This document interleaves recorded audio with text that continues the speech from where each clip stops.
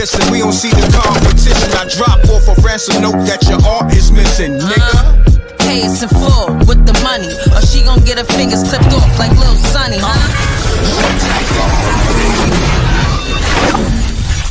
MRecktv.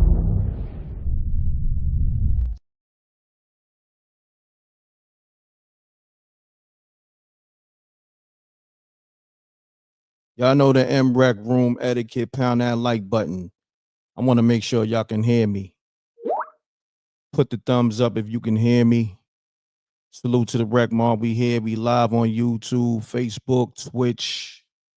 I was going to go live last night, but I said, you know what? I'm going to go live this morning because we could touch on this, and I'm going to touch on a few other topics, you know, aside from this. But yeah, let's get to it. We here. Run the likes up. Your man Rick Ross keeping his foot on 50 Cent neck. Okay. Man, he made some valid points though. Like over here, you know, I keep it all the way general. I call it down the middle. Ain't no favoritism. Ain't no D-riding. Okay. Ain't no backsliding. But if we're going to call it for what it is, we're going to call it for what it is. Let's get to it. We're going to get to the content, and y'all can call me up so we can break this down. But I want to touch on Jermaine Dupri questioning Dawn Robinson, formerly of Invo, living out her car for 3 years. I got some things I want to talk about, but let's get into this Rick Ross thing right now. All right? I'm going to play these clips. Y'all can call me up, and yeah, we going to vibe. Salute to the Rec Mall. We here. Run it up.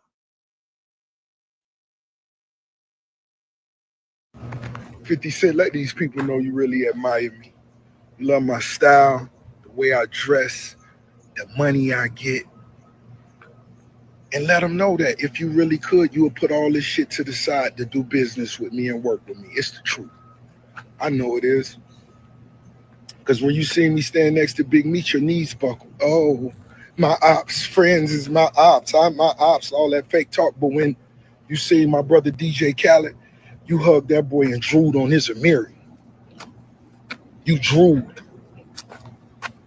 When you see little bro Flow Rider, you pick that boy up by the waist and lift him up. Woo!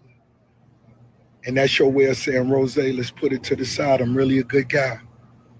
And I get it, but it ain't time for that yet. Because when I see your niggas, I don't hug them. I don't speak to them. They po hustlers who in need of facials.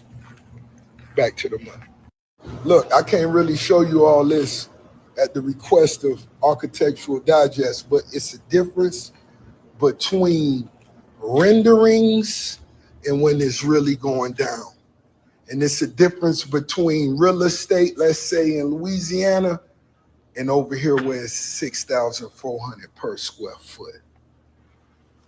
So let's say if it's 6,400 per square, let's say you got 15,000 square foot to play with, you do the math, you may come up with, I don't know, 95 million. I got my check off on my leg.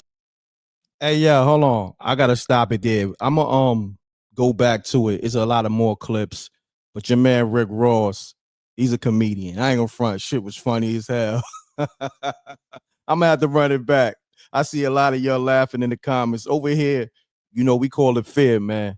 Listen, he cooking right now. You know what I mean? Your boy Rick Ross, he cooking right now. He cooking 50 Cent right now. Shit funny. Shit funny. Listen, when 50 clown and Ross shit funny, you know how we do over here. We cover that as well. But let's get to it, man. I'm gonna have to run this shit back because I'm laughing. This shit hilarious. But also he clowns G Unit Studios for not being built yet. But yeah, let's get to it. That car show on the way, make sure you get them car show tickets. 50, you can still bring that ugly Versace car you got with the Versace wrap. I ain't tripping, my nigga. Bring that shit, man. Bring that shit. Get y'all tickets. You feel me? Get y'all tickets. RickRossCarShow.com, the biggest car and bike event of the year. It's the Super Bowl event of the year. You love me too. Come on now, say it. Just admit it, my nigga. It's the boss. I got Look, I can't really show you all. 50 Cent, let these people know you really admire me. You love my style, the way I dress, the money I get. And let them know that if you really could, you would put all this shit to the side to do business with me and work with me. It's the truth. I know it is. Because when you see me stand next to Big Meat, your knees buckle. Oh, my ops, friends is my ops. I'm my ops, all that fake talk. But when you see my brother DJ Khaled, you hug that boy and drooled on his Amiri. You drooled. When you see little bro Flow Rider, you pick that boy up by the waist and lift him up. Woo! And that's your way of saying, Rose, let's put it to the side. I'm really a good guy. And I get it, but it ain't time for that yet. Because when I see your niggas, I don't hug them. I don't speak to them. They po hustlers who in need of facials. Back to the money. Look, I can't really show you all this at the request of Architectural Digest, but it's a difference between renderings and when it's really going down. And it's a difference between real estate, let's say in Louisiana, and All right, salute to the Wreck Mob. Be here, man. That shit was comical, man. That shit he said about how 50 Cent hugged Floyd Rider and picked him up. That shit was comical. And yeah, man. Listen. Let's get to it. Call me up 310-598-2974. But I'm gonna pose this though. Because Rick Ross is like, yo, look, homie, tell the truth to the people. You really admire me because if it was really like that, you wouldn't have squashed the beef with DJ Khaled. Like if you standing on what you've been standing on, like your enemy is your enemy forever. How come you hugging DJ Khaled and Flo Rida? You already was, that's on public record, beefing with DJ Khaled. And you know that's my brother, and Flo Rida's my brother. And then he also mentioned, yo, when I see your niggas, I ain't hugging those niggas. You dig? So, you know, we gonna keep it all the way official over here. Salute to Nat S on the super chat. You know, we gonna call it all the way down the middle. I know no show or no content creator gonna do that because you know they either gonna pick a side or they just gonna, you know, when they cover shit, they never gonna like most of these content creators gonna be in favor of 50 Cent. You know, just you know what I mean? Because they don't wanna, I guess, rub 50 the wrong way. Pause. But for me, I gotta keep it G'd up across the board. When shit is funny or nigga make valid points, we gonna build on them, you know, opposed to, you know, we gonna address the elephant in the room at all times. But then I want to go through these social media posts he made on the G Unit Studios not being built yet. Hold on one second. Let me find them real quick. I think it's around here. Yeah, here we go. So now let me make this big on the screen. Hold on one second. I'm gonna have to pause it. All right, so now Rick Ross makes a post. It's been a year at 50 Cent. What's taking so long? He's talking about the G Unit Film Studios. In the caption, you know, I guess he screenshotted something that was on 50 Cent page a while ago. 50 Cent excited to announce the expansion of G Unit Film and Television through the launch of my G Unit Studios right here in Shreveport. So basically, Rick Ross like, yo, what's taking so long? You know, I don't think that's funny, but he basically saying, yo, if your money long like that, that shit should get done right away. You know what I'm saying? You know, nevertheless, you know how that should be when you hire different contractors. Some niggas bullshit, some dudes knock it right out. So, you know, that's all subjective. You dig what I'm saying? Because we already know 50 got the money, you know, run the lights up, but we gonna keep it all the way fair. Now it's another post. Now, now this is a little fun. He posted I guess this is maybe is this the G Unit film studio? I don't know. Let me see. Hold on one second, y'all. Let me go back. Okay, he goes at 50 Cent. What the fuck was this pic? And it's a image of I guess like a warehouse, so to speak, or you know, like a film studio. I don't know. Yeah, it looked like a film studio. And he puts in the caption, "Who drew this?" you know? Oh man, shit's comical. Run the lights up. Salute to the rec mob. Hold on one second. Let me make sure the lines is open too, because I know last time I didn't have the lines open and people was telling me they're trying to call. I want to make sure they open. Is SJ in the room? Because I want to make sure we writing exact before I'm deep in the live and people saying, "Yo, rec, I've been calling." I mean, facts. I like the fact that people calling for what it is in the comment section. Um, with construction, that shit can vary. You know what I mean? Like I don't know if it's how big is the square footage. Also permits. That's a fact. You know, stuff take time. You know, especially when you building from the ground up. You know, it's a lot that you gotta deal with. You know what I mean? With that. So that shit don't take that shit is not overnight. So we gonna keep it real. You know, we just covering it as is, but we gonna call it for what it is though. Salute to SJ. SJ, if you can hit the line real quick. Let me know if the joint is right and exact. I want to make sure we good. Run the lights up. We live on YouTube, Facebook, Twitch. How y'all feel about because it's gonna be people that's gonna feel like okay, 50 Cent not standing on 10 toes with beefing with his enemies forever because they look at it like this. You can't pick and choose because when XYZ stood next to your enemy, like let's just say the Big Meat situation. When Big Meat, SJ, you there? Salute. How are Salute, you? salute. I'm great. I just wanted to make sure the line is right and exact. How you doing though? Yeah, it's good. I'm Okay. pretty okay. Salute to the rec mob.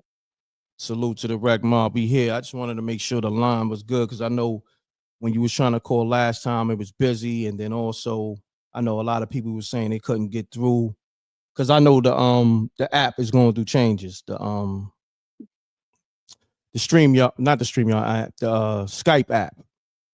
They're going through their corporate changes right now, so I just wanted to make sure people can get through. You Gucci.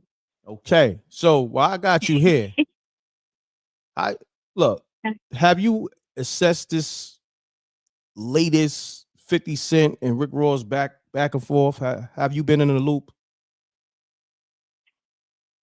Yes, I've been listening to the live Mm-hmm. Okay. and what you're putting out there. Yeah. All right. Yeah. Matter of fact, this is great that I got you because you somebody that stands on loyalty.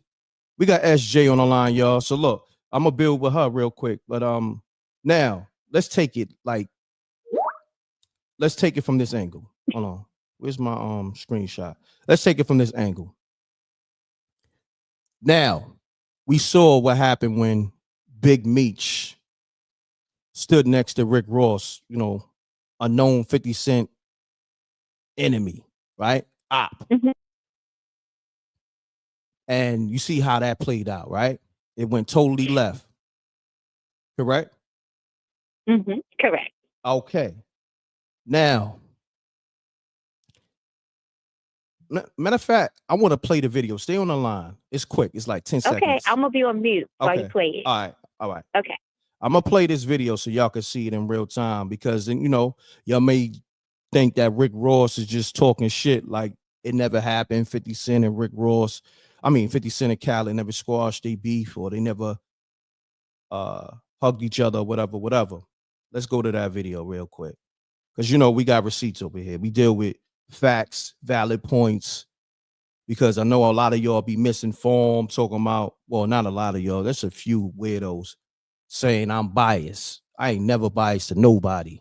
I ain't down with none of these niggas. I don't get money with none of these niggas. So let's get it.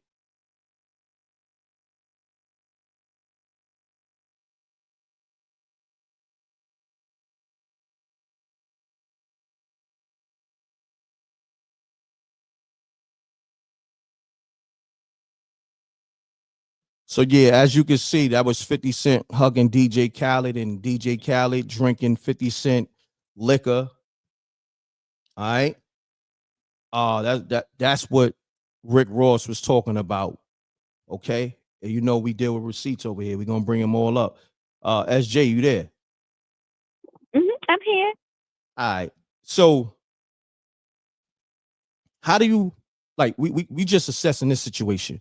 So the fact that Big Meech, and we don't agree with the whole Big Meech thing, but we just trying to understand if 50 Cent is standing on 10 toes down with his enemies, because this was public record with 50 Cent and DJ Khaled not rocking with each other.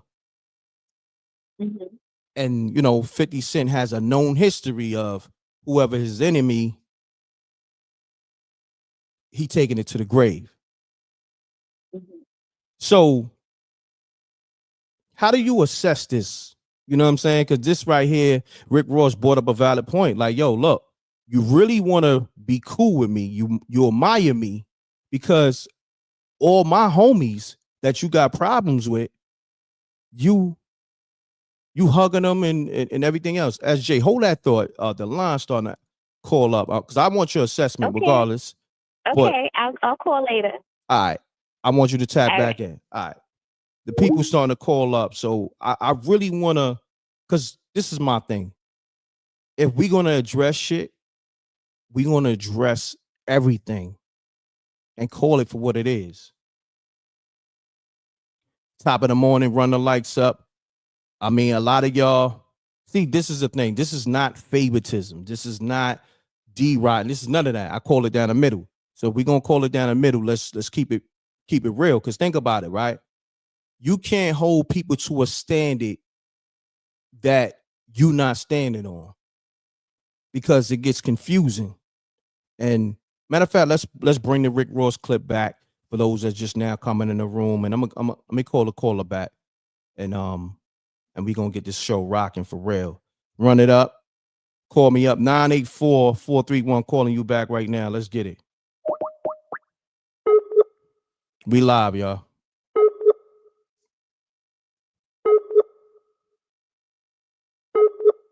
Hold on. I like this comment. Wow. I like this comment.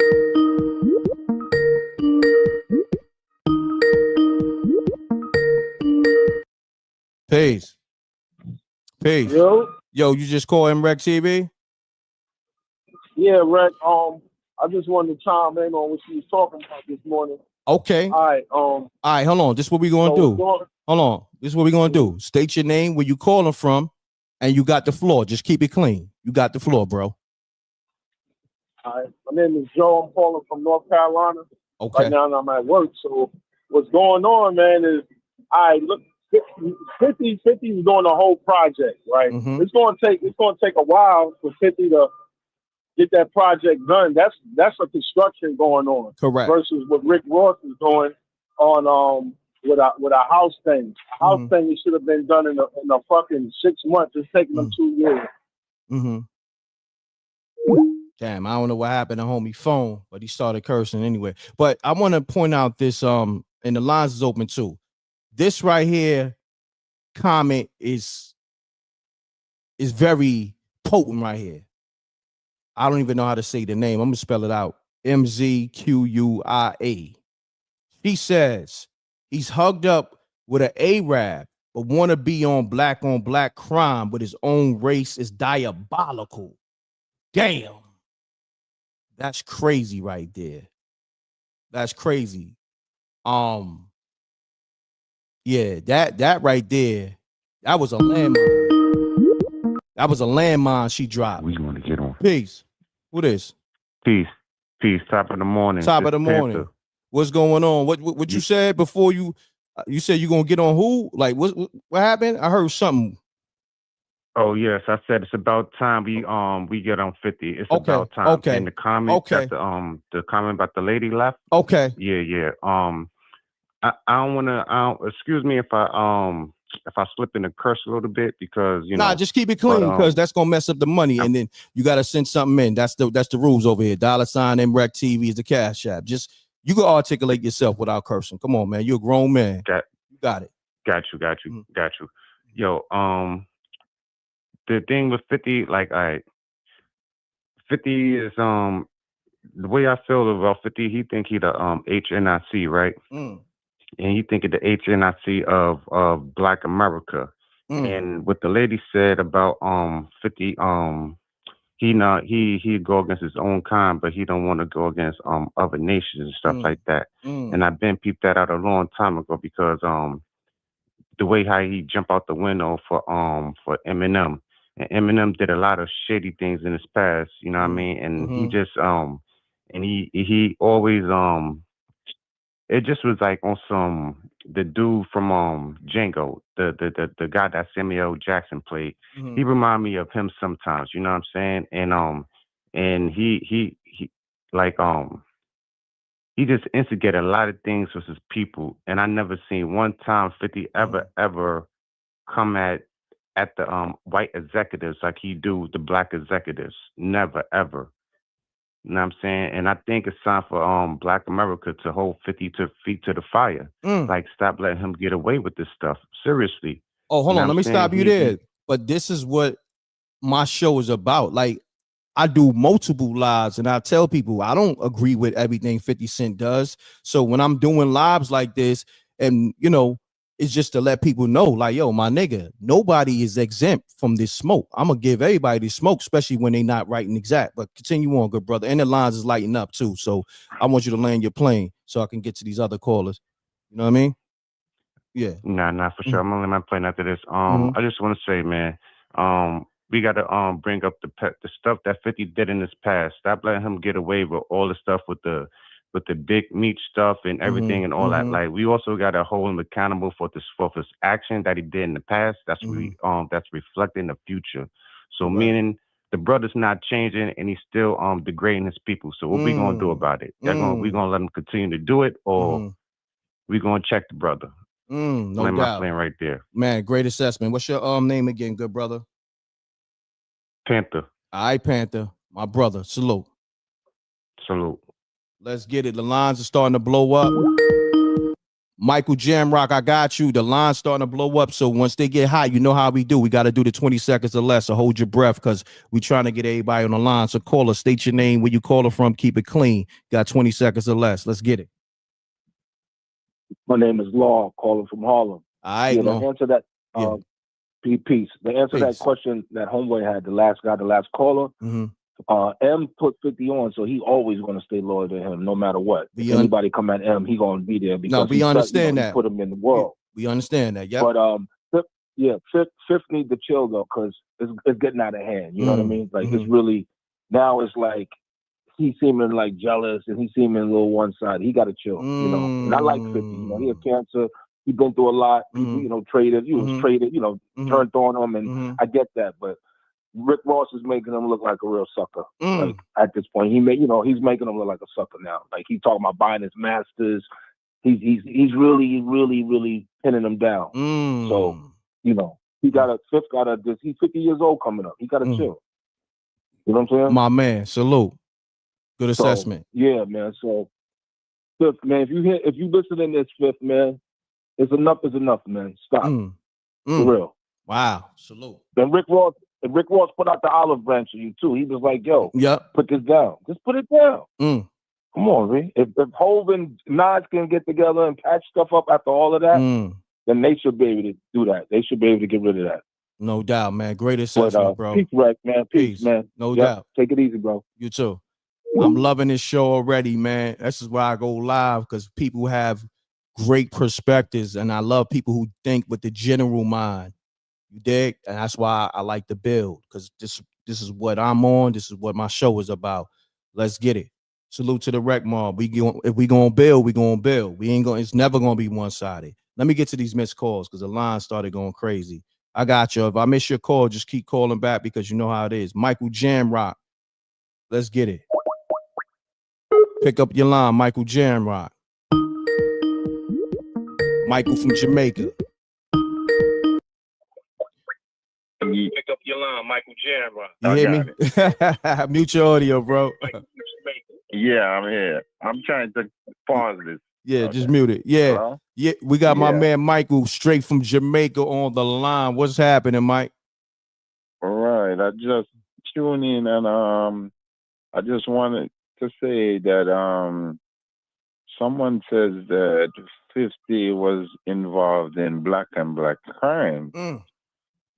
I just want to know the proof of that. I'm not saying that before he wasn't doing that. I don't know. But what I'm just saying is that the black and black crime, they need to prove that. And then all we're going on about race and things like that. There's only one race, man. It's the human race. You understand? You have dog race and rat race and all of those race, but it's human race. So if 50, remember, say he's doing his business.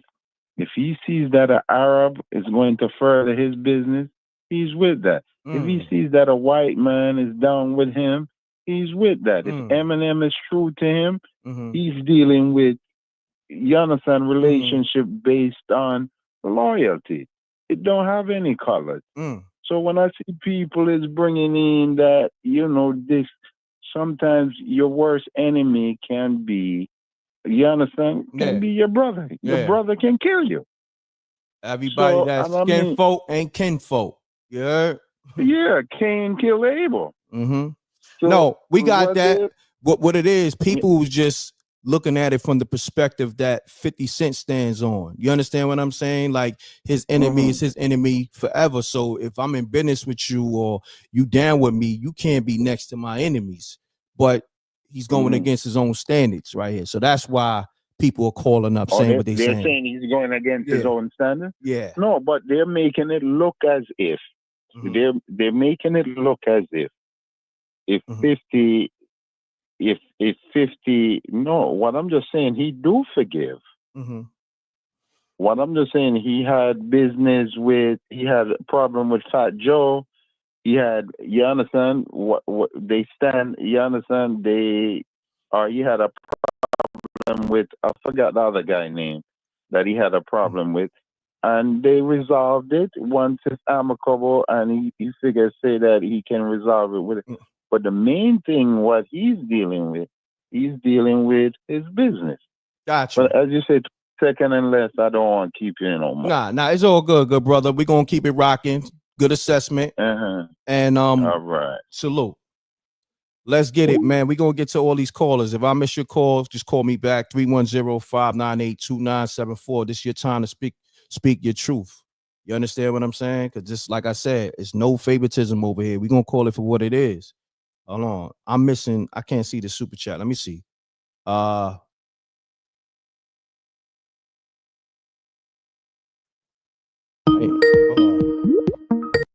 Peace. M.Reck. What's going on, fam? What up, God? This is B-More Weedles, man. All right, talk to me, man. Let's get it. Just keep it clean. Yeah, man. I'm tripping off Rick Ross because he still ain't explaining why he opening up for Bow Wow, man. He still ain't explaining why he opening That's up a fact. Why he opening up for Bow Wow, man. No doubt, bro. Salute. That's funny as hell. He won, man. One, bro. Salute. Let's get it. Peace. Here, M.Reck, it's your boy Swervo from Coney Island. I never miss a live, Brody. Was good with you. Oh, Swervo, what's happening? Shouts to the whole Coney Island, man. I'm good, man. You good? Yeah, we out here chilling, you know what I mean? Okay. You know what I'm saying? I never miss one of your lives, Thank D, you, so I'm bro. gonna take my 20 seconds and I'm gonna keep it under that. Nah, I mean, But you on the got real, you got a I'm hearing little lot. time because it's calm. I thought it was going to heat up. They called, but you know what? When it heat up, we get to the 20 seconds. But right now, you can rock. Let's get it. Okay, I Yeah. appreciate that. You know, Yeah. got a little levity on the time. Well, Yeah. I really wanted to enunciate on some of these men here Mm-hmm. talking about 50 and what he should do and how he should let this go. Like, since when have we become a society that starts dictating when a man should carry his beef and when he should cut this off? Let that man be that man, son. You know what I mean? Like, you know what I'm saying? Like, yo, if you built the house for somebody and they came and destroyed the house, how am I going to tell you how angry you should be that somebody destroyed your creation? All right, so we're going to take that in hindsight and look at the whole big Meech, little Meech dilemma. You know what I mean? Here's Meech. He's locked up. You know what I mean? His son is out here struggling. Nobody who's talking right now, nobody had this interest in BMF. Here come 50, built the house for him, built all of this and everything or whatever. And then in the end, you know what I'm saying, it gets shitted on. Now, you know what I'm saying? Yeah, people are saying that he's going a little bit far and everything, but like, how do you, you know what I'm saying, know when to gauge your loyalty? You know what I mean? But that's mainly the main. No, but that's the conversation, bro. You know, it's like this, right? Think about it, right? Imagine, well, let's just call it for what it is. You align with 50 Cent, and you standing clear of all enemies, right? And but it's some niggas you rock with. Say for instance, when he was beefing with D Block, you know, them niggas is the best spitters in the industry and just in the world, period, right? Jadakiss, Styles P, even Sheek Luch, right? Them niggas got it, right? That's a fact. So you like, damn, I'm with G Unit, I'm with 50, but he beefing with these niggas. But these are some of my favorite niggas. I got all they mixtapes, albums, and all that. But you like, yo, you know what? I'm going to stay away from these niggas because I'm over here with the unit now. But then you like, it's a situation where somebody is middleman and something like, yo, bro, I can get you a song with Kiss such and such. I'm cool with them. And you like, nah, I can't even do it, right? You throw it away, right? And the homie, you know, he probably already put the play in effect, thinking that you're gonna be with it. And he goes to Kiss like, yo, I'm gonna get with my man. Y'all gonna do the record such and such. And then he got to go back to Kiss and say, nah, my man turned it down. So now look, you standing on loyalty, but now maybe let's say a year or two pass. The opportunity is shot down. You shot it down, and then now 50 cool with Kiss. So now the situation that you could have had, you shot it down, but you can't double back because see, that's why it's a tricky situation. So when you're right, that's why I'm saying what I'm saying. It gotta be clear. You can't be one way just for your narrative, and then when you feel like you want to do business with a nigga, you want to squash the beef, but your niggas couldn't. They in a catch-22. They couldn't bridge that gap. They in a catch-22. You're exactly right. And that's why I'm saying what I'm saying. I get it. No, I get it in terms of business. I get it. And because beef, that shit is not good for business. But in hip hop, you know, being competitive, that shit is great. But actual beef where niggas is bodies is dropping and all that, that's not good. You dig? So I'm just saying, if we going when it comes to all that shit being on a spotlight too. Exactly. So I'm just building from that aspect, like, yo, which one is it, my nigga? Because your niggas is confused. You know what I'm saying? Because you gotta think they should be. Game and Young Buck, they got kicked off for taking pictures. They got scrubbed. Yeah, they got scrubbed, my G. Taking pictures with his enemies, and then them same niggas you cool with now. You know what I'm saying? Lloyd Banks and motherfucking Tony Yayo, pardon me, Lloyd Banks and Tony Yayo, you know what I mean? They had to abide by a strict rule and everything, you know what I'm saying? Like, you can't step over, you know what I'm saying, this line right here. It's an imaginary line, but you cannot step past this line right here and still be considered, you know what I'm saying, G-Unit. Like, and we see that happening even with Tony Yayo nowadays, because Tony, he'll go as far as to maybe try to explain, you know what I'm saying, some of the things that, you know, Fifth and him maybe, you know what I'm saying, discuss in the dark. And for some reason and everything, Fifth will, you know, he'll take that as a defense and now he's going to Yale, like what he did, you know what I'm saying, when he was showing them old concerts and everything, when they was out there trying that to was rock crazy. the show by themselves. That was crazy. It was. I'm gonna be honest. How you gonna flash on your mans like that? Yo, I'm gonna be honest. As loyal as Tony Yayo is, 50 Cent should have never posted that Yayo post of him being a hype man for him, and it was a line whereas something about I keep the gun in my crack. Yeah, I don't even stash cracks. My niggas keep it on them right there in the ass cracks. Pause. And Yayo pulled his pants down on stage to kind of like show the reenactment of that bar or that punchline. And mind you, you know what I'm saying? It's just as, easy as like, how they say we used to panther walk back in the day. You know what I mean? How they say, you know what I'm saying, back in the day when rappers used to rap, how we used to walk back and forth like panthers in a cage. Well, yeah, you know what I'm saying? It's just basically the next stage of that. You know what I'm saying? It became a little bit more illustrated. So people started pointing off, people started raising pants legs, throwing hats in the air. Occasion, happen to fool the crowd. You know what I mean? But Fifth, I mean, he was doing that to promote your show, Fifth. In other words, he was putting his butt on the line, man. And you gonna come back and make fun of that? Like, come on, man. That was your man's right there. Yeah, but that's beyond petty. Yo, bro. Yo, man, keep doing what you do, bro. You know what I'm saying? I know you got another caller want to come through and share their thoughts and everything. I appreciate you, man. And I'm gonna be here every live you do. M.Reck in the Thank you, set. bro. Peace, bro. Thank you. Salute. Brody. Great assessment. Let's get it, man. I missed some calls. I'm gonna get back to him. Call me up. The line is open. Nah, we just speaking facts, bro. You can't put me in a catch-22. You know what I'm saying? I'm just saying. You feel me? I rock with 50. I like what he's standing on, but I gotta know what's what. You know what I mean? Peace, caller. State your name. Where you calling from? Reck, what's the deal, man? What's going on? From PA, man. I talk I'm to rocking me. with 50 all the way. No, I rock with him. No, I rock with him, but you can't hear me out. You can't put me in a catch-22. You can't put me in a catch-22 if you're not gonna stand on that, because it's other business that I can do, but you can't make it convenient for you. Like, yo, I'm gonna squash it because I want to do this business, but you can't do no business with them. Nah, see that shit right there. That's tricky right there. But I'm gonna let you build. I'm gonna let you build. Yeah. No, I feel you on that one. I feel you on that one all the way. But what I'm saying is, right, Rick Ross, I'm never forgiven. Mm-hmm.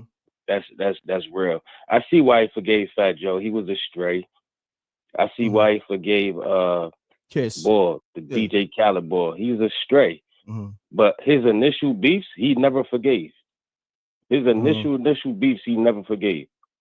And I'm with him. They enemies forever, man. They tried to ruin my man. You tripping? I mean, it's kind of like it's kind of tricky though with that. You know what I'm saying? Because it was a thing whereas when Lloyd Banks, Game and Buck, the niggas that he squashed beef with, that it was on like that. You feel what I'm saying? So they took a picture with his enemies, and that shit put them in a bad space with 50. You understand what I'm saying, bro? Spot.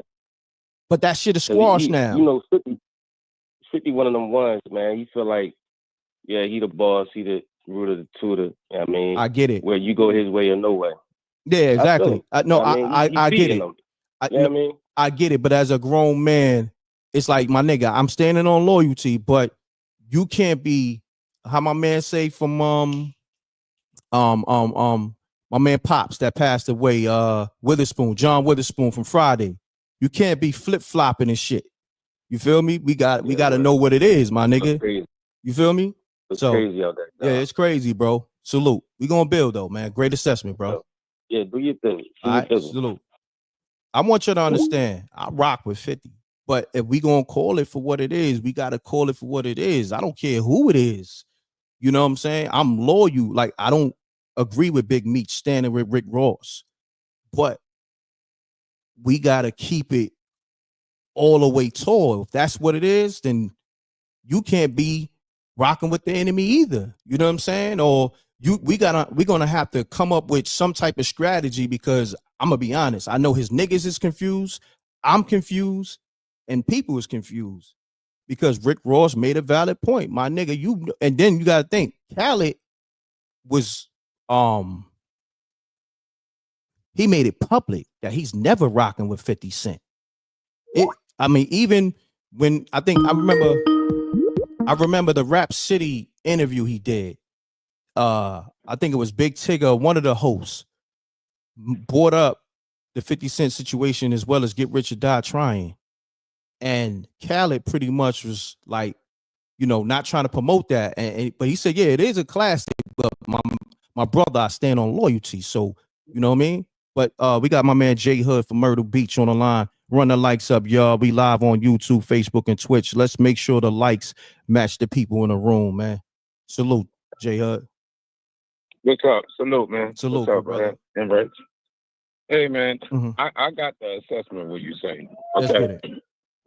Okay. What I'm looking at, you is kind of right. Okay. If you're going to get mad with me for taking picture with Ross and you saying that, nobody mess with your enemy. Okay. No matter what, I don't care. I squash beef for people and I have beef for it. But I don't, you know what I'm saying? It's done, but I'll never trust them like that no more. You know what I'm saying? I'll separate myself, but we cool. But if we in the same space, I'll you speak to me, I'll speak to you. If you don't say nothing to me, I don't say nothing to you. And it's kind of moving, kind of weird. That's why I don't really like idolize. That's why I'm not into the rap game like that. Cause those dudes, 1 minute you beef, for next minute is something else. Next minute is something else. And we got to start. Like to me, I believe 50 just be, try to stay in the media. You know what I'm saying? Really. Of course. You know what I'm saying? Because you got to think about, I'm 47 years old, and me and you maybe growed up. But a lot of these new dudes out here, they don't really know 50 like how 50 we know 50. Exactly. And 50 music is not that hot no more. You don't find nobody in the car rocking 50 no more. Or playing in the club. I'm being honest with you.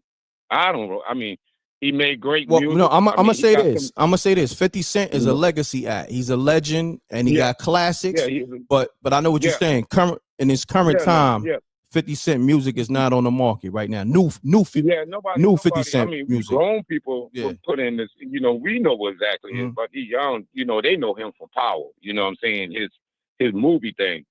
But I think this all it is. Him, Ross. All them boys, they old, man. Them guys in their 40s, they just try to stay around. I think it's just an internet game. I think they just working on things, and I don't think keep our mind on them. And it's kind of good, though. Nah, that's a fact. But J Hood, I ain't gonna hold you. The line's starting to heat up, but I appreciate you. Cool. Salute, King. Peace. We gonna keep it rocking, y'all. Mute your audio. Peace. Peace. Hey, what's up, M.Reck? What's going on? Hold on 1 second. I need y'all to run the likes up, y'all. Let's get the likes up. We live on YouTube, Facebook, and Twitch. KV the one. I see you calling. I'm gonna call you right back, bro. But yeah, let's get it, bro. The line's starting to heat up. So you got 20 seconds or less. Let's get it. Yeah, man. This your boy 1P. I'm from Florida, man. But listen, man, what is that nobody respect his money? Just because he got his money, he buys friendship. But don't nobody respect that money, man. He just got money, but don't nobody give no real respect. No doubt, fam. Salute. Appreciate you. All right. All right, peace. All right, the line's starting to heat up, y'all. So we going. Hold on. Hold on, y'all.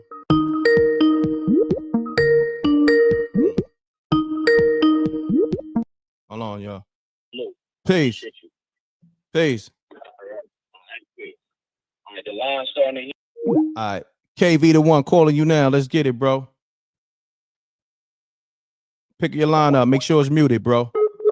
We're going to have talk. We're going to have real talk. Run the likes up. Salute to the Rec Mob. We live, y'all. Ain't nobody going to give it to you like this. Yo, top of the top. Top of the top. Salute, family. Peace How to you? the family, man. Peace. Salute to the Rec Mob and all that. Peace, God. What's going on? I don't know how long you've been tapped in, and I just got the notification too. Thank you for the $20 super chat too. Thank you, bro. Already. So we gonna build. You know, you got the floor to build anyway, but we gonna build, and I appreciate you standing on business too. You already. I'm Rec Mob, but I'm still supporting. Man. You know what I'm saying? And I love that about you, you bro. know that. That's You know that. love. It's grind time, kid. It's grind time. We to the top with this. You already know. Look. So look, I want to ask you this: how long you been tapped in? You was tapped in since the beginning? I've been I've been on not from the very, but I heard like the last maybe like 7 minutes, 10 minutes. Okay, cool. So you already know what time it is. What type of time we on? All right, you got the floor, KV. Yeah. So I'm saying like business wise, we look at things personal, right? But then outside of business, we can see the street factor. Certain things you got to put in its position. Like it's like, you know, when you go, like when you look at the movie Above the Rim, or just like if you go to a regular basketball game in the hood, do that basketball game just have basketball players there? Nah, hell no. No, right? There's all kinds of assortment of niggas, right? That's a fact. So I'm saying like mentally, right? Peace, Brownstone, peace. Mentally, it's like if I exchange words with somebody, that's not necessarily enough to call it beef. Like if we really in the street, right? If we really outside, just like we know in real time, bullets ain't made for every man that catch an attitude or stare at you wrong. They made for specific kind of men. Correct. You understand what I'm saying? Correct. And you can't come out of pocket with your attitude thinking that crossing that line, trying to put other things in other positions. So now what I'm saying is this. He exchanged argumentative words with Fat Joe and Jada about standing next to a real life op that he had drama with, that he felt like caused his bullet pain and maybe his mama's life. That ain't the same kind of thing. Like Fat Joe and Jada, that's not the same thing, bro. Nah, I that's agree with you. nowhere near the same thing. You feel me? So now, if I get tight with now, they decided to jump in and try to hold the ops down. That's why they caught them slugs. Right? They jumped in, tried to hold the ops down. That's why they caught them slugs. But let's remember, 48 laws of power inside of business. You don't run that on your family. You run that in the business world with men who don't shake your hand and look you in the eyes the correct way. You understand what I'm saying? So when you look at somebody like after Jada and Joe, they had their little argumentative sessions. Now they put on a list is not to deal with. However, when it comes to a head and you realize like, all right, it's bigger fish to fry. Son keep trying to pop back up. Joe not really feeling Irv right now. He got some issues. Jada not really linking with them niggas like that. The enemy of my enemy is my friend. So you play a sucker to catch a sucker, and then you move one out the way. By connecting with the ones that you never had beef with in the first place, because it wasn't real. It was just rap.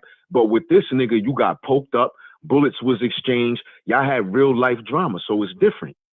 All right, so I'm gonna interject real quick. I'm with you.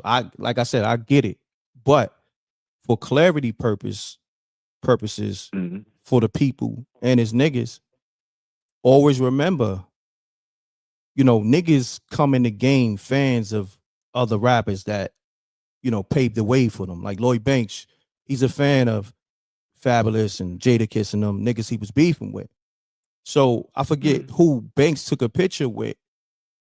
That put Banks in a bad space with 50. You know what I'm saying? And it's like it's like a catch-22 though. That's what I'm saying. I get the real beef. We already know the whole Preem situation and the murder ain't. We get that, but it got to be clear though, because if this some competitive nature, you know, beef for the industry, that's entertainment. We get that, but at the same time, when do we get the understanding that everything is all good now? Because look, it's probably more than that. Yeah. Look, it's probably more than that. Like when you look at the situation, right? Like think back to this, right? Think back to just like we know the Meat situation was more than that. He ain't just take the picture. There was words exchanged, right? Lil Meech hit him up and said, yo, Ross gave my pops money to pay his bills and blah, blah. So it was more than just a picture, right? So this is the reason why niggas be getting smacked out of the disloyalty line. Think back. Correct. Just like when you don't remember when J Hood had hollered at 50 and tried to do business behind Jadakiss and Sheik and back, and then 50 blew it up. Oh yeah. Like, correct. Remember? Correct. He blew it up. So he wasn't, these dudes be busting different moves. They be making it look. Anytime a nigga asks you to take a picture, cause it be like favor for a favor type of situation. Like if you know what you dealing with and you in a line of fire, let's use the Ross and Meech situation as an example, right? Meech already know he in a line of fire if he mess with Ross. So do you think they just took a picture? No, listen, you know where I stand on. You see where I'm coming from? No. Now look, I'm just saying mentally. I get it. I'm saying mentally that the reason why these dudes get smacked out the loyalty line is because we ain't seeing what we really seeing. We looking at it from one aspect, but in real time, there's other things in the background that they already know and they probably just didn't speak on it. That's why if Banks wanted to, he probably could have came out with bars and with that 50 neck, but why did he not do it? Not just because he didn't know that he gonna have some sort of physical smoke or something like that, but because at the end of the day, he know what his hand really played. And before he come out of pocket all the way and allow 50 to expose that and totally disregard everything they did, period, he fall back like, you know what? I did some shit. 50 found out, I bet. I ain't gonna jump the gun and try to OD. Game was a nigga that jumped the gun and tried to OD and did that farewell for his career. He jumped the gun and tried to OD. He already know he was disloyal, number one. Correct. He also knew that 50 knew that Diddy had already previously took him shopping. So from that alone, he should have been more humble. Facts. From that alone, he should have been more humble in respect due to the fact that we already know you Lolo Momo, but we ain't gonna put that out there. But let me do this. Let me interject. Not what everybody was let me saying. interject. So this is I hear you. You know I'm with you, but we got to keep it fair, KV. Look, now see, a lot of people don't know how deep the DJ Khaled shit is. So now I'm gonna go. I let you build. Now I'm gonna go.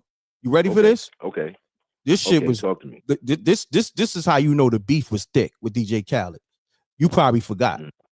Remember when that shit was on with Ross and Khaled, 50 had niggas from G Unit go to Khaled mom's job and she was asleep.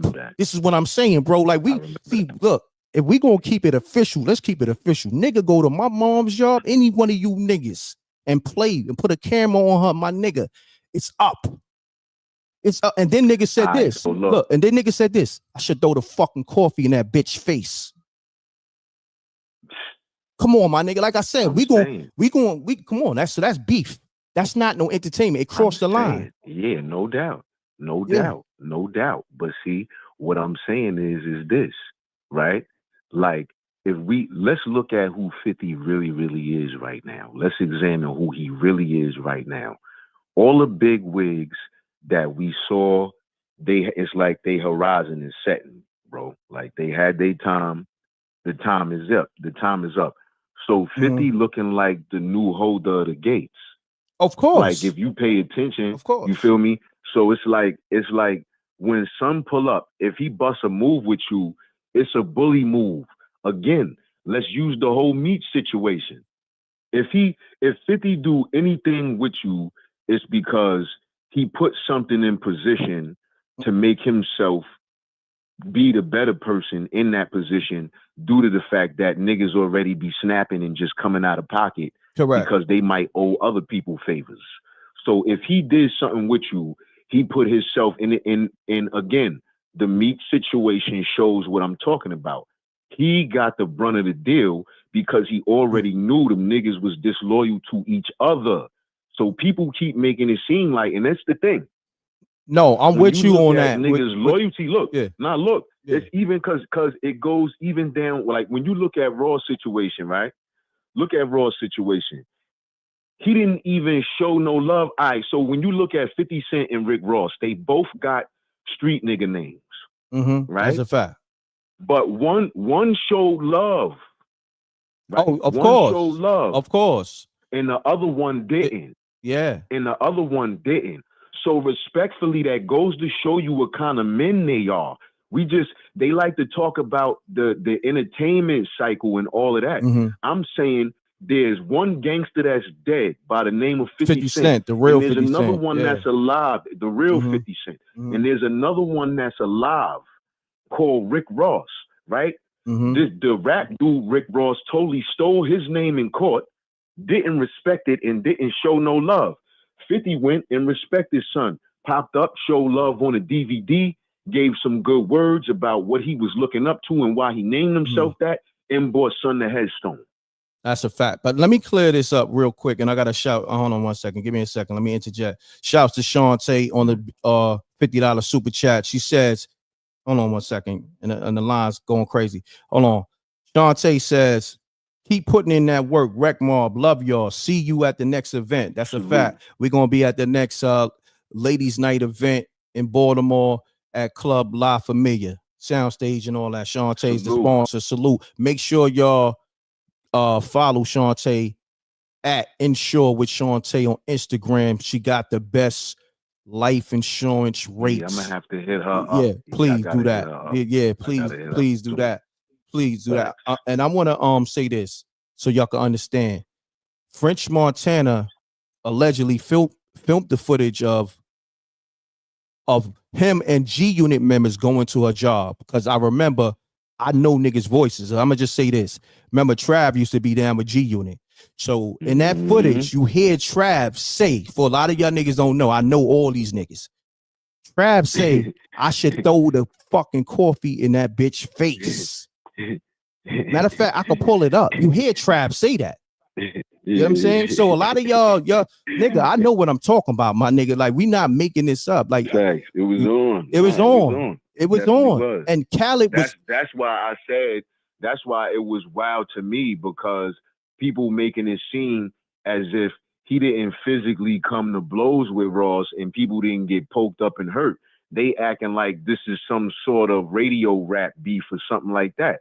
Nah, he don't physically mess with son because they physically had gotten to an altercation. You know what I mean?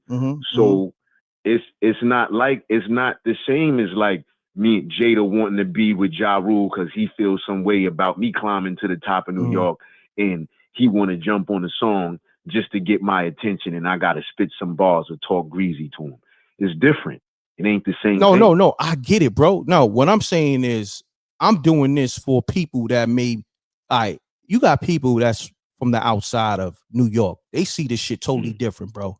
I'm gonna be honest with you. They call the show. Doubt. They got they be like, yo, if 50 beefing with this one and that one, how come he cool with this nigga? So they don't, they don't call the show with these questions and all that. And I'm glad you bringing clarity. Yeah, for sure. I'm bringing clarity. But the DJ Khaled shit, Ross said what he said. He said, my nigga, you really want to be cool with me because you cool with my nigga. You know what I'm saying? And Khaled wasn't rocking with you at all. Pretty much saying, that situation with his moms, nigga was never going to rock with you. And it was on. You know what I'm saying? Whatever. However they squashed it, and you hugging the nigga. But he like, yo, my nigga, you cool with Khaled. You cool with Flow Rider. You know what I'm saying? But these are my niggas. We came in the game together. We break bread.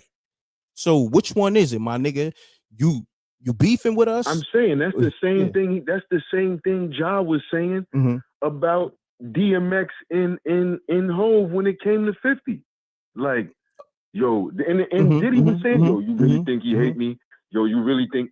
Yo, listen, man. If a nigga don't rock with you, it don't matter who you attach. See, this is the same thing. This is why, as men, we find ourselves in a world full of trouble when we set foot outside with no guidance, bro. This the same thing that happens when you outside, you get into a decent bag. You touching some M's, you moving around, you doing your thing, and you messing with a shorty, and then you find out of nowhere she messing with some lower level nigga. You know what I'm saying? She messing with some nigga that spend wild time in the hallway and don't get no money. He just beating on the window panes, rolling up, smoking bogeys or whatever. So he find out you hitting it too. Now he thinking y'all on the same level or y'all share something in common or y'all gotta have something similar because y'all messing with the same girl. Listen, man, we don't got no kind of attachments. It's a million degrees of separation between us. The only thing we know is this female, dog. Get out of here. Nah, yo, bro, you know what I'm saying? Like, I'm totally with you, and we're gonna continue to build. I'm gonna let these other callers get their assessment. Me and you been rocking 15 minutes, but salute, bro. I'm gonna tap back in with you. We're gonna build. Great assessment. You already know. Peace, Free the land. Salute to the Wreck Mob. Salute. Let's get it, y'all. No, I love KV perspectives. You know what I'm saying? Like, we're gonna agree, but we also gonna add different perspectives. But we gotta call it down the middle. You know what I'm saying? As you know, mama love, anybody play with that, it's on for life. You know what I'm saying? Because that's different. Like, don't play with my moms, my kids, you know, my family. That's beef. That's what you call beef. But call us. State your name, where you calling from. Good morning, Reck. Good morning. Good morning, my brother. Good morning. This is Pana from Flatbush. All right. What's happening, good brother? I was listening to you and our last brother just now, KV, and I agree. I agree 100%. 100%. Flip side to that, everything that's been thrown on his perspective of 50 and his loyalty and his peoples and how they should look at the situation now. Flip it. Khaled hugging 52. That's a 50 fact. threatened his mom. You feel me? 50 threatened his mother. So if that man could find growth and forgiveness, just like 50 might be doing right now, who are we to judge those men? You feel me? That's my perspective. No, we all have you right, bro. No, you're right, bro. What I'm saying is, if we talking in real time, right? Big Meech can take that whole situation with Khaled, because that just happened. I want to say a month or two ago, right? Big Meech could take that situation and be like, yo, my nigga, I just took a picture with Ross and, you know, I got a concert and he was going to do the performance for free. Here it is. Right. You know, you and Khaled had what y'all had, but yet, my nigga, you never did a press conference saying, oh, the beef with DJ Khaled is over. We just see you in the video hugging Khaled. You understand what I'm saying? So essentially it's the same thing. We just see one day Meech pop up in a video with Rick Ross. You understand what I'm saying? And you see how that went. So my thing is this, right? It's almost like this, right? When your female be like, yo, look, I don't need you talking to no chicks in this building. It's gonna make me look crazy, right? And you say, okay, I agree. But then 2 days later, she catch you in the lobby, and you might have been there 15 minutes kicking it with the chick from 2D. Right. My nigga, you crossed the lines, because that was like, okay, if these niggas is our enemies, you can't stand next to them. But then when it's convenient for you to bust a move, you with the enemies, but you didn't even converse with your own niggas on it. And that's what I'm saying with this situation. That's what I get it. No, I get it. That's a fact. That's a fact. That's a very great perspective, because you always, if you're the general, you always got to lay everything down with your soldiers. There you got to go. let them know. That's all I'm saying. And I agree with you 100%. And that's why I look at it, even though everybody looking at it as maybe 50 dropping the ball or he getting soft or whatever, we got to remember who we talking about, man. This man has always been very strategic. What better? His beef with Ross never going to end. They literally really can't. It ain't going to happen. But look at 50 strategically. What better than have all your enemies' men rocking with you too? Think of it strategically. No, man. I get it. This is the art. This is the art of war. Look. I like your assessment. I get it, because think about it like this. Right. Jay-Z did the same thing. That's what 50 is doing, really. Jay-Z got all his enemies signed to Rock Nation. Fat Joe, Jim Jones, and whoever else. Even the Locks had a little. Well, it wasn't like a real beef, but it was like a little back and forth tension. Remember that shit got a little thick too, with Beanie Siegel and the Locks and all that. So if we gonna talk, we gonna talk, and I'm glad we have this. This is what I call cloth talk. Everybody's not qualified to have this cloth talk because they don't have the information. So we building right now. You, what's your handle? What they call you again, bro? I'm kind of red. Okay. From Flatbush. Salute. So you qualify to have this conversation. I could tell by your dialogue that you in the know of what's going on. Love is love. Appreciate you. So what I'm saying is this, because like I told niggas from the gate, I'm standing on loyalty. I don't agree with Big Meech did, but Ross made a valid point. He said, yo, my nigga, you gotta have admiration for me because all my niggas that fuck with me and you was at odds with, you hugging them right now. You know what I'm saying? So that's what I'm saying. I'm just going off what Ross put on the landscape. You know what I mean? I understand that note. And Ross could sit down, he could say that. He could feel that way. But at the same time too, he got to look at it for what it is too. They could have made peace a long time ago if that admiration was really that. What he looking at admiration, it could just really be, you know what? 50 may look at him as a real competitive person that could go up against him. Like really, of course, he is as petty as 50 is. And 50 maybe could respect that, but understand he could never have that man close to him. He could never really put it down. You know what I'm saying? That's going to be forever. Facts. So this chess game is going to continue to keep going, right? It's going to keep going. I look at it as a chess game. I realize that 50, listen, man, that's very smart. He started with Joe. He made peace with Joe. Ross rock with Joe. He making peace with Khaled now.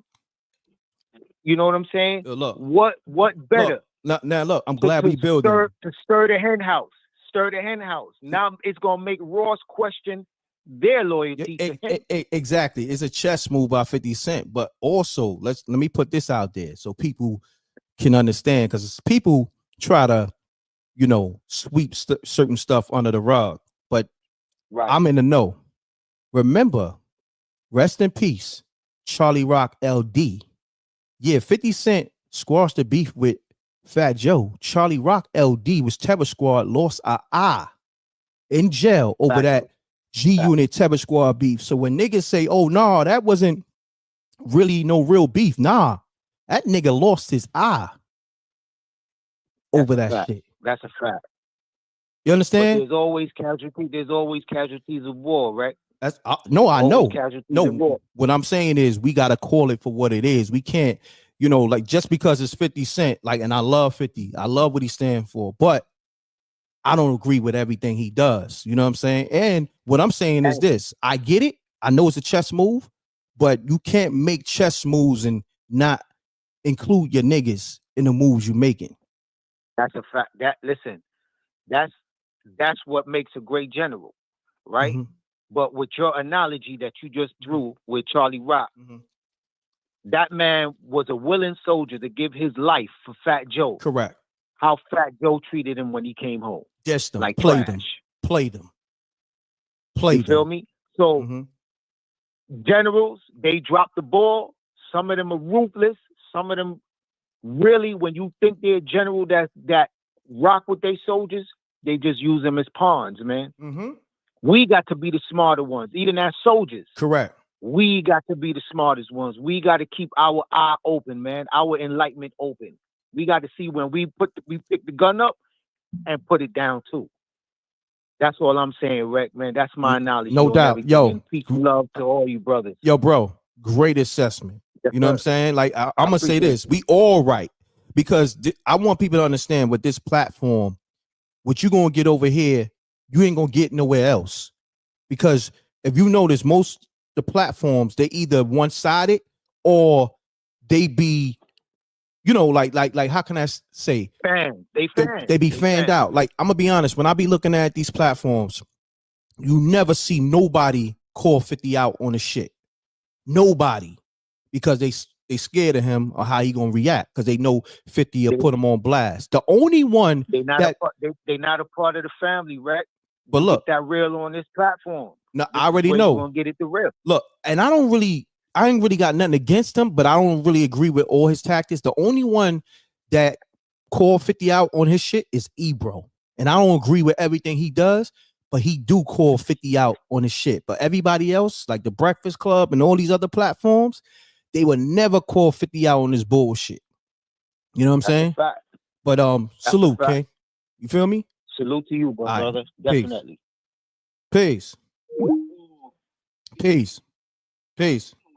Mute your audio, Mike.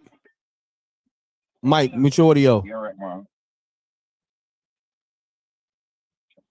Yeah. You got me on speaker? Yeah. Oh, sorry. Okay. No, I don't. All right. Let's get it, good brother. Yeah, I want to apologize because I just tuned in and I started to talk, and I didn't really was listening to what the program was saying. So I want to apologize to the Wreck Mob. I want to apologize to you because things that I was saying, I should have listened first before I spoke. And but I do know that I see where the conversation is. And since I put my apology out there, the conversation where it is, the question is, who have the right to decide to tell other humans what to do? You a smart man. Who does that belong to? You a smart man, and you G'd up for calling back, and you called back multiple times just to apologize because you said I didn't have all the information. I salute you. You and the other homie, I think his name is Q Peasy yesterday. I salute y'all for being G'd up. And this was what this show was about. I want people to get many perspectives, not just my perspectives, other people's perspectives, so you can understand. And if we're going to address something, let's address it accordingly. So I want to salute you for being G'd up. You know what I mean? Yeah, because, ignorance is no excuse. So I have to apologize. I should have listened first. I can't say, boy, because I didn't know. So I have to apologize because there's no excuse. I need to get to know. Yo, Mike, I'm gonna say this, not to cut your wisdom.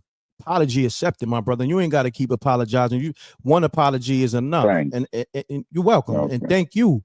Like I said, this is what I'm trying to do with people. Let people know we can have dialogue, and we can all have different perspectives speaking on the same thing. But sometimes we may forget, like, people, they forget that DJ Khaled moms got put on blast by French Montana and G Unit. You know what I'm saying? They went to her job, snuck in her office, put on camera, and pretty much said we should violate her and throw this coffee in her face while she was asleep. You know what I'm saying? And then they forget about Charlie Rock losing his eye over the G Unit Terror Squad beef. You understand what I'm saying? I didn't know, right? Yeah. But see, that's what I'm saying. So when I speak, I'm speaking from the information that I know and how real shit really was. So when people try to sweep it under the rug and act like, oh no, that wasn't real beef. No, that's real beef. When your mom's is being targeted, and when you lose an eye as a soldier and you a casualty of war, it's real. That's real beef. Oh yeah. That's what beef is.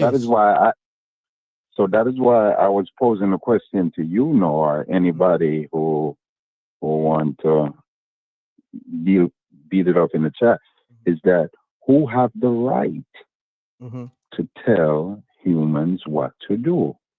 Listen. Who does that belong to? Listen. Because as we're seeing here, other humans will abuse it. Yo, I want to salute you. That right there might have been, that one assessment right there might be the illest assessment, and it was short worded. People will abuse the right to tell other people what to do. And I'm gonna be honest, 50 Cent is doing that. You hit it right on the nail. That right there caused it all. That's it. That right there blew up the spot. Salute. Yeah. That blew the spot. And then, so who does it belong to then? I'm gonna be honest, it don't belong to nobody. You know why? Because think about this, right? If we all in the fold and we lay out the ground rules, anytime when the ground rules change, we got to go back to the round table and address the new ground rules. You understand what I'm saying? Because as humans, we're gonna, one day we might wake up, we got a different mood. Yo, that guy that we, our competitor that we was trying to wipe off the market, yo, you know what? We're gonna do business with him. But we got to have a round table discussion. I can't just be in business with somebody we was at odds with without you knowing. You feel what I'm saying? And that, to me, that's what's going on over here. But the fact that 50 Cent is 50 Cent, niggas is probably like co-signing like, nah, that's 50. He could do what he want. Nah, my nigga, that's another man. Regardless of what, I rock with 50, but shit, my nigga, you can't put me in the catch-22 and not tell me what's going on. You feel me? I got you. Crystal clear. So this is the point I wanted to make then. Things, as you say, it don't belong to no human. No human. The right to tell other humans what to do. But then think about this. But it belongs to someone. Although it don't belong to any human, but it belongs to someone. Because think about this. Who have the right, like for a song, who have the right for the song? Is it the person who sing the song? Mm-hmm. Is the person who create the song? Who have the right? I mean, if you want to say in terms of business, because if you want to talk about a song, let's break that down. No, I was just using it as an example. No, I was gonna go there. No, I was going the rights for humans. No, I'm gonna go there. Really I like that assessment. Sorry. Okay, you got the writer, then you got the producer, but then you got sometimes the writer is not the artist that's performing on the record. He's just a writer. He's the ghost writer. Mm-hmm. You understand? But then you got the publisher, then you got the label. So now it depends on who owns the publishing and the rights to the record. So 9 times out of 10, it'll be the label. Now, the label decides who get what percentages. The writer may get, 100% for writing. Then the artist get 10% for performance. The producer might get 100% for the production, and the publisher might get 100% on the publishing. Depends on the splits. Mm-hmm. So yeah. So yeah, no. Sorry, so I was so when you use that analogy, and it's a great analogy, but when you're talking about a song, 9 times out of 10, it's not one person that owns the song, unless they say, like, now if you take somebody like a R. Kelly, right? He's gonna produce and write and perform the record, right? But the thing with R. Kelly, he gave away his publishing.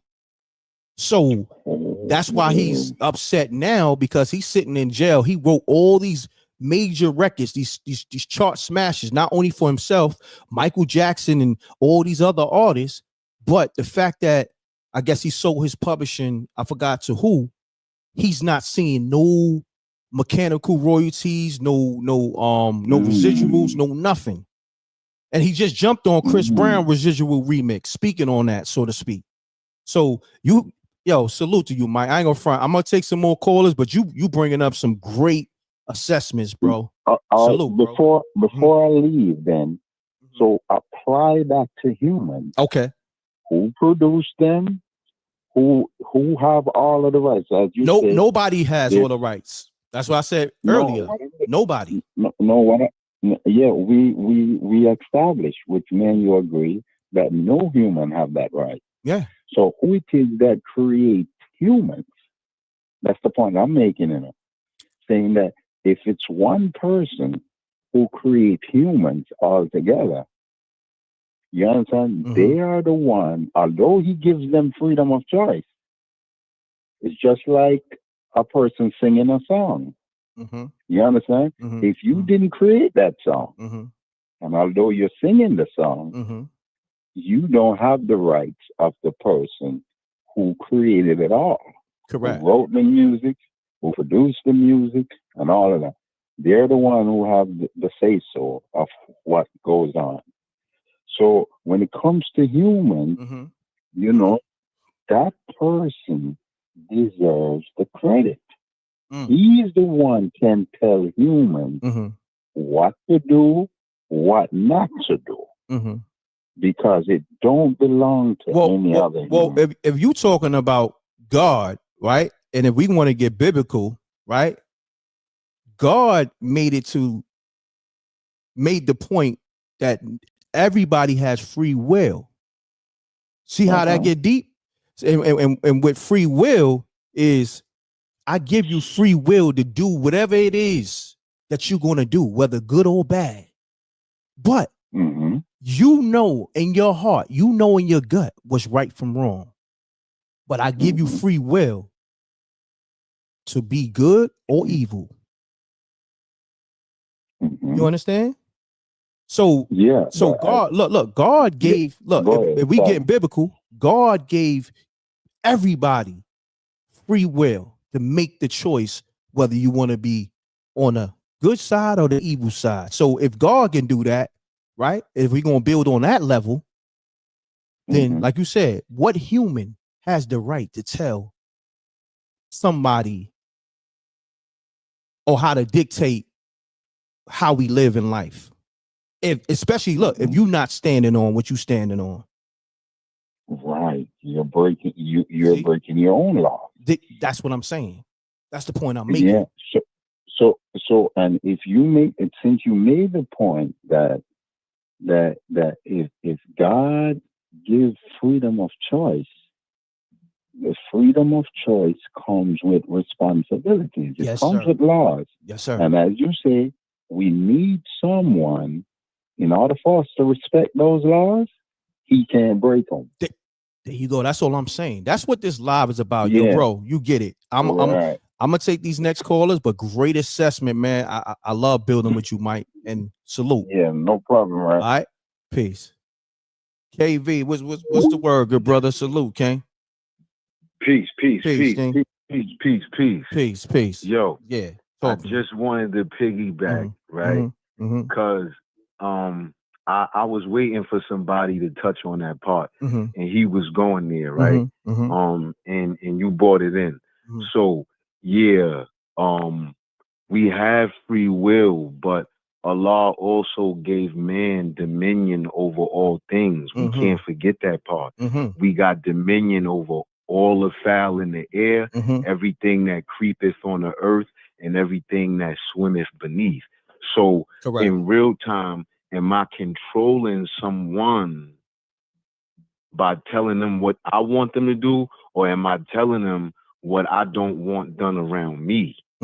Like, see, that's the thing. And I think, look, I'm not trying to say that because I feel like that one of the things that I feel like Fifth was wrong about was the Smurf situation. I feel like he could have handled that totally different because I was in the hood during that time when all of that was going on. And I was at Smurf video shoot the day that he pulled up with Buck and all of that.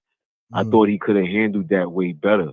You know what I'm saying? But hold on, let me stop there. I want to elaborate real quick. I agree with you on that. And Smurf is the homie. You know what I mean? I had him on the platform multiple times. Yeah. You can't have Smurf on demon time, right? And that's what he's known for. He's a wolf, right? And then you bring him on tour. This nigga's a wolf. He's not an artist. That's what he do. He when you was trying to make yourself, you know, get right back in the streets as well as the industry, you had Smurf and his niggas putting in work for you on that guerrilla time. They was the guerrilla unit. Niggas forget what G unit stands for. Guerrilla unit. That's a fact. And Smurf was on guerrilla time. So when Smurf wowed out on tour, being on guerrilla time, like you said, supposed to say, yo, look, I gave you a warning, but I already know you. It's almost like you don't have an on and off switch for a nigga that's a soldier. You know what I'm saying? When a nigga who's trained like a sniper, if he's a sniper, he's a sniper. He can't just turn that shit off, because you got snipers that'll lay on a target for 3 days straight. If you know what I'm talking about. A month. You crazy? Because they snipers like that. So they'll lay there for 3 days straight, won't eat, won't shit or nothing, right on a target. So with the Smurf situation, I agree with you. You can't just say you on gorilla time and then he's a gorilla and then he do some gorilla shit and you cut him off forever. To me, I didn't agree with that. Yeah, nah. I mean, I felt like because it got a little more. Like, it got a little more in depth than that. Like, I felt like, number one, he knew he wasn't really gonna cut Smurf off forever. Somewhere down the line, they was gonna end up talking, because they all right now. And in fact, and on the real, like, I get it though, because sometimes when you running a line of men that you are accountable for because they eating off of your plate. See, that's the thing. What happens? You got Facts. Men in a circumference that we all eat off the same plate. So if there's a little something that goes against the rules that we stand by, and we all look like, yo, that's kind of crazy. Yo, you knew about that? Nobody knew about that? And we check with each other and it don't hit right, or we converse with each other and it don't hit right. That means we can't allow one man to make the circle uncomfortable. This is where excommunicado come from. However, I feel like personally down the line, since he already knew that, he knew what it was, the same thing that we discussing right now. He knew what it was. Correct. So I personally feel like it was no reason for him to get mad at niggas in the hood. Like, that's the thing that made it, like, you know what I'm saying? Like, I feel like he didn't have to get mad at niggas in the hood in order to try to state a claim, y'all fucking with him now. Like, come on, that was unnecessary. Because why would the hood, they don't got the same position you hold. They got love for him the same way they got love for you. So why would they let him sit in the can any more than they would let you sit in the can if they can help it? But hold on, look, let's do this. You brought up a great point. And you know where this goes? 50 Cent always made niggas pick and choose. When he's beefing with whoever, whether it's a homie, a rapper, he got this thing, whereas if I'm beefing with him, you beefing with him too. And that, to me, that's right. That's not right and exact, because it's people that I'm cool with, right? And they may be cool with niggas I don't rock with, but they've been rocking with these niggas before we got cool. I can't knock those niggas for being cool with niggas that they grew up with, just because me and them in business. But when it comes to 50, that you know how he play. You know what I'm saying? He got shot, bro. No, I get he got it. shot. I get it. You know what I'm saying? So look, it's because it go like, when you look at his situation, this is why I say it's funny, because if you got, like, Fifth got other niggas behind him from the block that don't show their face, man. And he got niggas all over the city that rock with him that don't show their face, that he really break bread with behind the scenes. So if they feel uncomfortable about something, it's just like, look at Murder, right? With the whole, is Murder saying anything right now? He ain't saying nothing. That mean he knew. Yeah. And that's what I'm saying. Like, it's people behind the scene that he rock with that's on his team that they already be knowing, because they know how he about to roll out, and they also know the industry is full of suspect soft niggas. So when they get a chance to bust a move on a soft nigga and make him look stupid, or put him up under the wing, trust and believe. Again, we know for a fact that a lot of these niggas is gonna get up under the wing because they do scary Larry moves. They not nothing like him. Like Khaled and Rock, they not nothing like him. Of course we know that, bro. No. So when he run down on something like that, that's not a thing that you be like, oh, that's an enemy, because he ain't built to be no enemy. Like, and even Ross, let's keep it a stack. Ross not built to be no enemy. Like, I ain't never looked. He had his time doing his ones and twos, but I've been to Miami more than enough in this lifetime. And as much as niggas bump his music down there, he not necessarily tied in with respect in the community the way Fifth is in other communities. Of course not. Outside of New York. But let me say this really though. No op. No, but let me say this. Everybody is a potential op. Never sleep on nobody. Because true, you understand what I'm saying. No, though. I know what you're saying. He's not built. Right. He's not built like 50 Cent. Right. We know that. That's what I mean. That's what I mean. But when I'm saying, right. when I'm saying everybody this, is a potential op, though. Everybody's a potential op. A broke nigga is a potential op. You understand what I'm saying? Because you got niggas that'll be so delusional and say, yo, homie's worth for $500 million. This broke nigga could never get close to 50. My nigga, we seen presidents get touched. You know what I'm saying? Basically, you feel me? And look, think about the nigga who might have touched him. He might have been popped. He might have been broke. He was 9 times out of 10. He was sent on that mission because he needed the bag to knock off the president. Basically. So over here, no, we building, bro. I'm not going against what you're saying. True. I'm just adding on because we build. No doubt. No, I'm saying, I'm just, like, it's like, because sometimes, like, when we look at it, we put things in a position because we see it on television and it's entertainment. But listen, Chihuahuas don't be in the same cage with the pit bulls. Hell no.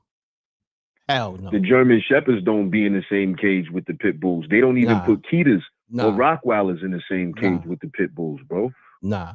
Pit bulls are different. By themselves, and that's where you gotta leave them. They're a different breed, bro. You feel me? I done seen pit bulls, even though we know they ain't got wins with lions. I done seen pit bulls go at lions, bro. I see videos. I say, the dumbest dog in the liquor. They don't know when they in danger. They the dumbest dog. I seen them go at bears. I seen them fights be ruthless. You understand what I'm saying? So, and I don't condone that for the people that might be whatever. But I'm just saying from what I've seen growing up and things that I've seen, that's the dumbest dog on the market. They have no idea when they in danger. Yeah, they don't. And I love them. Raise them all cuddly and stuff like that. And but mind you, I love them too. They lovable dogs though, because they loyalty is facts. Is phenomenal, bro. They loyalty, but like you said, power, structure, all of that. But them niggas don't have no fear, bro. You know what I'm saying? They don't. And mentally, when you correlate that to man, like these niggas ain't adding up. It's like if Fifth mention your name, you doing great. Oh yeah. And when you look at this nigga opening up for Bow Wow, what are we talking about? Like, this is what I'm trying to say. You opening up for Bow Wow, your chips are down. All your men become mines now. This is fact. Like when we but KB, let's do this. I agree with you because we gotta put it in perspective though. When it comes to the boss category of a 50 Cent versus Rick Ross, my nigga, you on a Bow Wow tour, you not on my level, my nigga. You opening up for Bow. No, but we gotta also do this. Now, for a nigga that's not known, that's a great look. You know what I'm saying? So, because I seen people in the comments like, yo, how y'all clowning Rick Ross for opening up for Bow Wow? I think you're missing the extra elements that we're talking about. We're talking about we're talking about the status and all that. We're not knocking anybody opening up for Bow Wow. Here's what we trying to say in a nutshell. Just a few years ago, he said, if you pushing a line, you pushing for Ross. So now when they pushing a line, they pushing for Bow Weezy. That's what we trying to say. That's crazy. It went from Ross to Bow Weezy at the line. They pushing. They pushing the line for Bow Wizzle, man. Yo, bro, I'm with you. Like, I want you to understand, we gotta have this dialogue because it gotta have layers to it. Because you gotta think most people will take it out of context and be like, and respectfully be like, oh, niggas is glazing 50 Cent. That's not the case over here. You understand what I'm saying? No. So for me, that's why I have so many different variations to the conversation, so niggas couldn't understand. We agree, but I just want to add these layers so we could build off that too. So I get it. Sometimes people look at it as a certain thing because it's like, yo, it's a force. Y'all trying to say you don't do nothing wrong. There you go. That Yeah. It's just all about how you want to look at the situation when you know for a fact, look at the background of men that you're talking about. This nigga went and did a 50 laws of power, bro. Like we know how his thought process is. Correct. He not thinking like these dudes that's, you know, over here, they got attitudes or whatever. This nigga really come from Southside when it was hard outside, bro. Hell yeah. And it real time. So mentally, he not thinking like these niggas that want attention. His attention is just being as real as he can about all these suckers. Cause that's what we always did anyway. Yo, I'm gonna be honest with you. I'm with 50, 100 and billion%. First of all, but if you don't speak to your dogs, it's all about that being that general, like you said. If you don't speak to your dogs, I'm saying. But look, but hold on. Let me say this. Nothing. Let me build off what you just said though. 50 Mm-hmm. Cent mentality is totally different because nigga, I'm not supposed to be here. Niggas try to kill me. So I understand where he at with it. But regardless of what, you made it through, my nigga. You beat those niggas, right? You beat them because you wasn't even supposed to be here. You became a pop star and you got all this money. You the biggest artist, not only from Queens, the biggest artist, period, that ever came out in the music industry.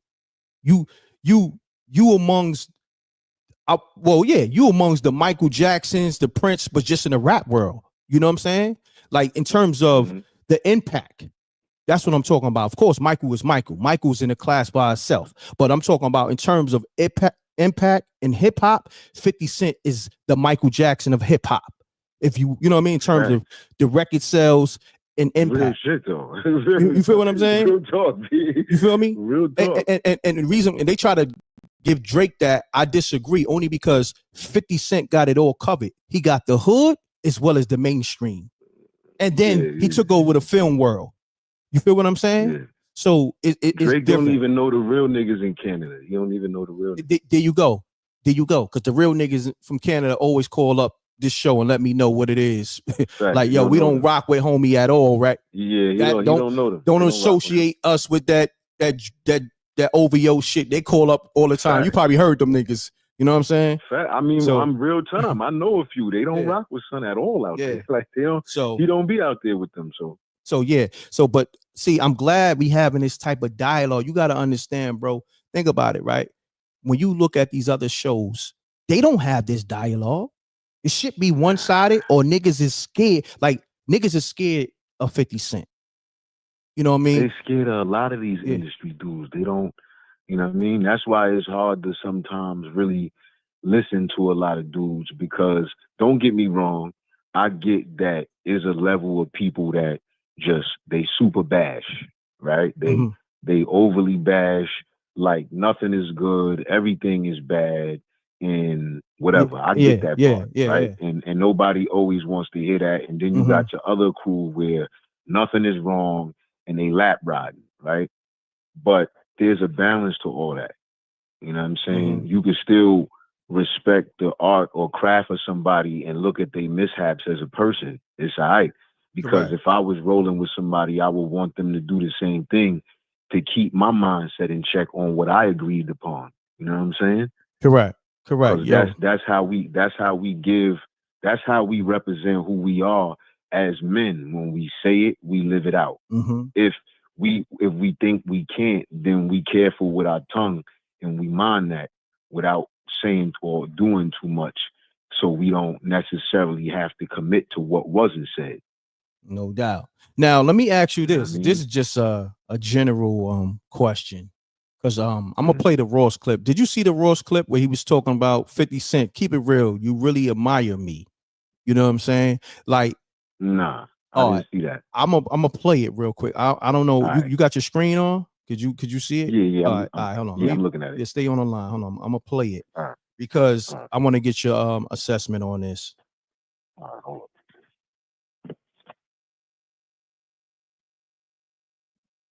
Hold on 1 second. Tell me hopefully he didn't delete it. All right, I got it right here. Hold on.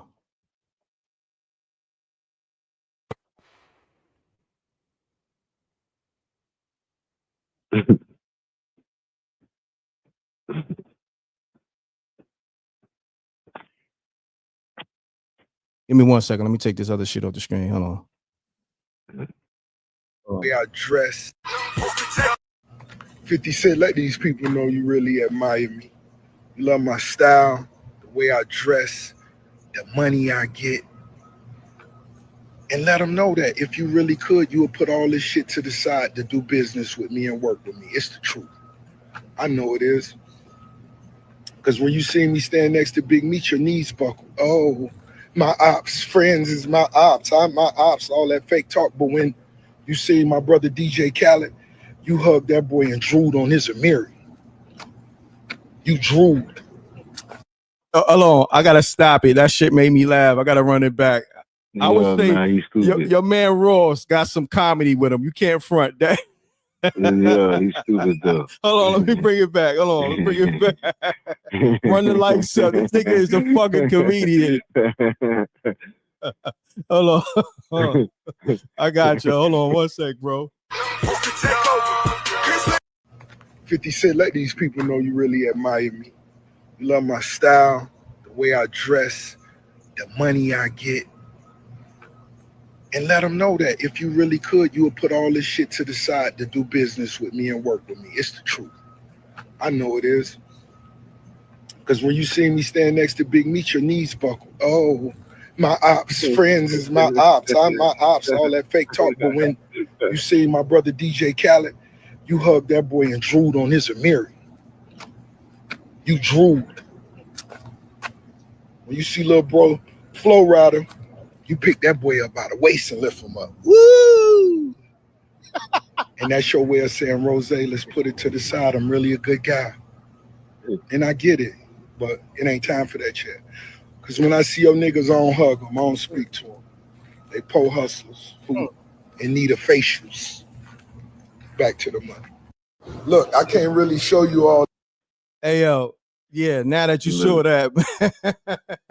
I feel, yo, first of all, when he did the slide down joint last time, that had me crying.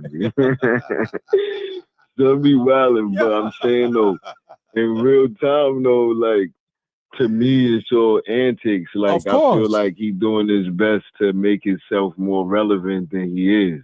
Like, before you, it sound like if I had to look at it from a real nigga perspective, if I look at everything instead of just the video alone, if I look at the fact that he opening up for Bow Wow and he supposed to be Ross the boss, it sounds like you almost begging for a spot or something on Power.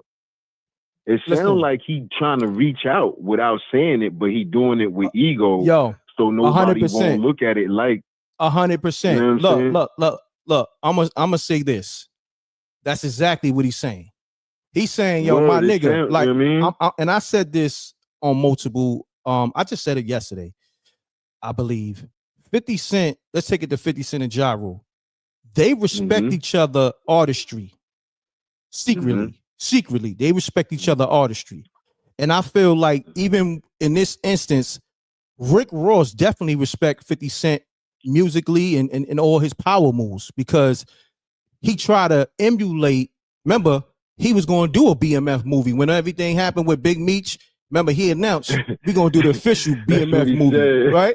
So that's what he said. Yeah. So he definitely want to be a part of Power and be in that 50 Cent universe. But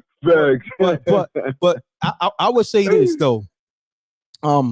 50 gotta have some type of respect for him, because you gotta think, when 50 mentions somebody, it's it's really trying to crush them, or he's trying to clown them.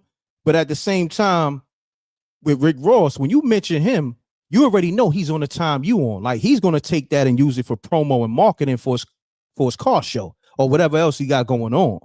You know what I mean? So Rick Ross saying like, yo, my nigga, let's just keep it real. You respect me the same way I respect you, just in terms of business.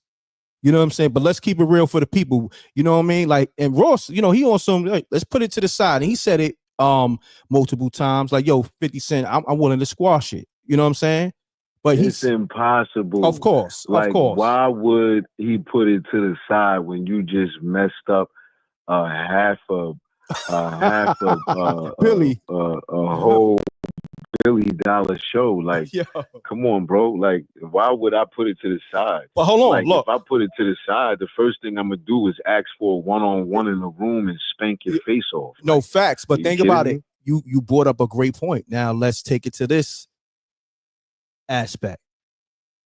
The fact that Rick Ross was able to do that, you gotta respect that nigga's an enemy now, because that's his one up on you, nigga. I fucked up half a Billy.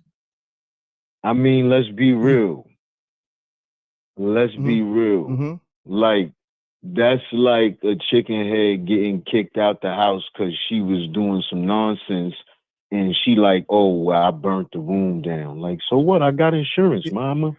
Like, you weren't. Like, No. I get it, but what I'm saying is, think about this. Yeah, he messed it up. He fucked up a half a Billy. So you got to think, 50 Cent was mad enough to even entertain it, because 50 Cent could have, like, I'm gonna be honest.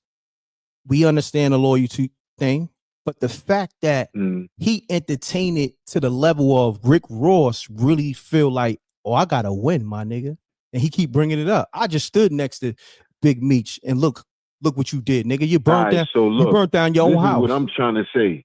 Look, this is what I'm trying to say. I'm trying to say, you ever seen a person like, what's one movie? I can't think. Like, you ever look at it from like this: the world burning around a nigga, and he got one out, or he think he got one out. So he just keep calling your name. Like, I don't think that when you messed up a half a Billy, but you really messed up kind of like your own situation, because in real time, whatever you thought you was going to do with Meech, that's never going to work out. Oh, nah, that's a fact. And I'm pretty much sure whatever happened, Meech ain't with you right now. He ain't really respecting you like that. Y'all some pictures outside or whatever, but that ain't, once he seen you wasn't going to cover what you did, the nigga, loss. that was it after that. So 50, this is the reason why he put out and everybody got mad. The story had been out already. Cuff and Son, what you call it, Blue Da Vinci been talking about it for over probably like a year and a half. But only people look at it like when 50 say something about it because he got a lot of followers. Of People course. follow that nigga more than ABC News. So if he say it, then it's a problem. But with them saying it, they wasn't really gaining no traction in the background.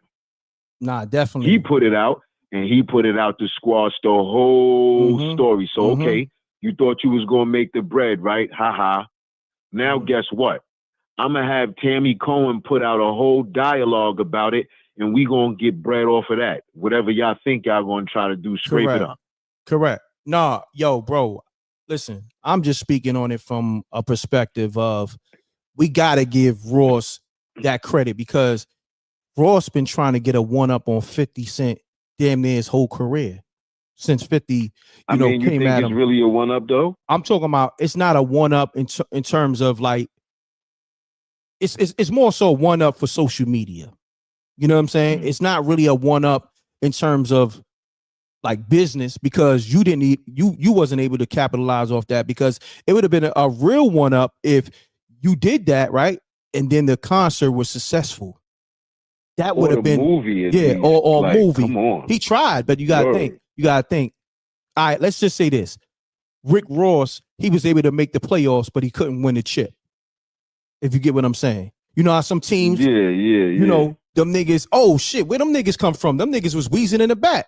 How them niggas get in the playoffs? That's what Ross pulled off with 50 Cent. I think he called. I think he called the game and to put a game together, and then nobody came. I think that's what really happened. Of course. Like, I feel like he put together a plan, and then it went like straight, like in the water with a flush.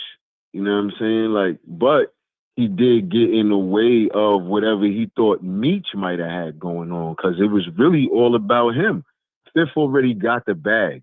It's already sealed. So he don't necessarily got to worry about making money off the show. That's a fact. You know what I'm saying? Hold that thought. Hold on. Run the likes up, y'all. KB, I'm gonna hit you right back, bro. A few calls is coming in. You already know. Hold that thought, good brother. Man, love, bro. you already. All right. Run the likes up. Hold on, Jason. I got you. We live on YouTube. We live on Facebook. We live on Twitch. We need the likes to match the people in the room. Take you 2 seconds to hit the like button. Okay, hit the like button so this algorithm could push the live, because the algorithm definitely try to push me out. So I need y'all to do me that favor, y'all. Salute to the Rec Mall. We got Jason from Detroit on the line. Jay, what's happening? Rick, man, people be calling up giving 50 too much credit, man. 50 is a mass manipulator, man. You got to look at it from the start, from the situation with Premium. He gonna use the young niggas because he can have control on them. If he can't control you, he is basically gonna use you as a pawn. If he can't control you and be the biggest in the room, he gonna destroy the ship. You got to look at it. Yayo and them look up to Meech. If 50 and Meech in the same room together, Yayo even said on the Vlad interview, man, I was amazed at the stories Meech telling. 50, a guy like 50 don't like that. He wants the attention to be on him. Then you got to look at it again too from the point. Then from the point you got to look at it too. Everybody keeps saying, well, Ross never had an up on. You filed bankruptcy behind the situation with Ross initially. When Ross' baby mama had to $1 to $7 million, you had to file bankruptcy. That's a black eye. Ross is really his Achilles heel. Yo, I gotta salute you. Great assessment. Great assessment. That's really hold on. That's really what 50 Cent is mad at Rick Ross about. Yeah, that's exactly. That's really what he's mad about. Because nigga, you had to file bankruptcy. You feel me? That's the whole perception of the vitamin water being 400 million. Then when it came out, niggas looking like, nigga, your money looking funny in the light. The 400 million ain't there that you was portraying that you had. Niggas be talking about Dame, bro. We ain't see Dame with nobody filing bankruptcy when they getting down, when they lose lawsuits and everything. That lawsuit took you out the game. You had to file bankruptcy to protect from losing everything. Yo, I'm gonna say something real quick. Let me say something. Great assessment, because think about it, right? Major entities get sued all the time for tens of millions or whatever. Just say like that bank. Well, he got sued for what, 7 to 10 million by Rick Ross' baby moms. You were supposed to eat that. 7 million. Yeah, I'm gonna say this. You're supposed to eat that, because think about it, right? When you file bankruptcy, you got to start all over essentially. You feel what I'm saying? Especially with your brand, you gotta say, like, if you had G Unit Entertainment, now you gotta bankrupt that and start G Unit. That's why they be yelling the unit now. That's why he be yelling the unit. It don't be G Unit no more. Got you. Nah, you great assessment, bro. I ain't gonna front. We talking over here. Then everybody keep like, Ross didn't put that show together that Meech was having. Alex from AG Entertainment put that show together. He put Ross on the bill as he did the other act. Ross just came through and dropped the bag on the man. And like I said from the get-go when we had the last conversation, I don't agree with Meech standing next to Ross, but Meech always mingled like that. Meech ain't the nigga that do beefing and all that. His joint is the network. That's how he was able to hit different states, damn near all 50 states, because you network and you dealing with everybody. You ain't just, oh, this 50 got the block mentality. Oh, I got to take over this block. Can't nobody eat unless you eating under me. And then 50 will tell you yourself, everybody in his crew, I'm going to give you enough to where you always got to come back and you need me. I'm not going to give you more to where you can go off and do your own thing. Why you think Monster ain't around? He don't talk about Monster taking that $3 million from him and tell him get it back in blood. You don't nobody talk about that. Hold on, Monster bro. Took $3 million in cash from you. No, hold on, stop there, bro. I didn't even know that, bro. This is real shit you talking? Monster took $3 million from cash. Man, why you think Monster ain't around, man? Monster took $3 million in cash from that man. He won't looking out for Monster. Monster wanted to buy his mom a house, man. He kept curving that man. Monster took 3. If you look it up, when that spot, the 50 got hit, head in Jersey got hit, you can go do your goose. Look it up. He got hit for like a couple million. Monster, that was Monster, man. Wow. But don't nobody talk about it. I'm like, man, you ain't really feeding nobody. You got Leak and Rado, the only ones that's still around, and you bird feeding them niggas too. You trying to run back to Jaffe, because once Monster left, you really ain't got nobody for it. If he can't bird feed you, man, he ain't really having nobody around. You ain't looking out. You getting all the money. But you don't want nobody to go over here and do this and do that, because that's why I said, man, it's a difference between a boss and a leader, man. You can be a boss. Anybody can be a boss if you get in a position, you got stuff that people need, but he's not a leader. I ain't gonna front. He ain't no real Meech. That's why I say that's the difference between him and Meech. Meech is more of a leader. 50 just want to be the boss. He want to be the only boss. That's why I say, like, if you in the same room, if you listen to a story, what he said, what him and Banks' problem was, he's saying, well, when he not around, Banks and Yayo, they the bosses of their crew. They the big homies of their crew. But when he come around, oh, I'm the big boss. And now everybody looking like, oh, the real big homie around. That's all he care about. He want to be the real big homie. Yo, I ain't gonna front, man. Great assessment, man. You got valid points. I'm glad that, matter of fact, I think that's the reason why I locked you in, because you had a great assessment on a few other shows. You know what I'm saying? So now keep talking, bro. You got it. You got it. You bring that's all the beef for. Like I said, I agree with you on the meat situation. Man, like even the paperwork situation, man, you know you reached out to Drew. Drew Finley told you, man, if Meech was cooperating, they would have had to reach out to him to even talk to him because he was his attorney on file.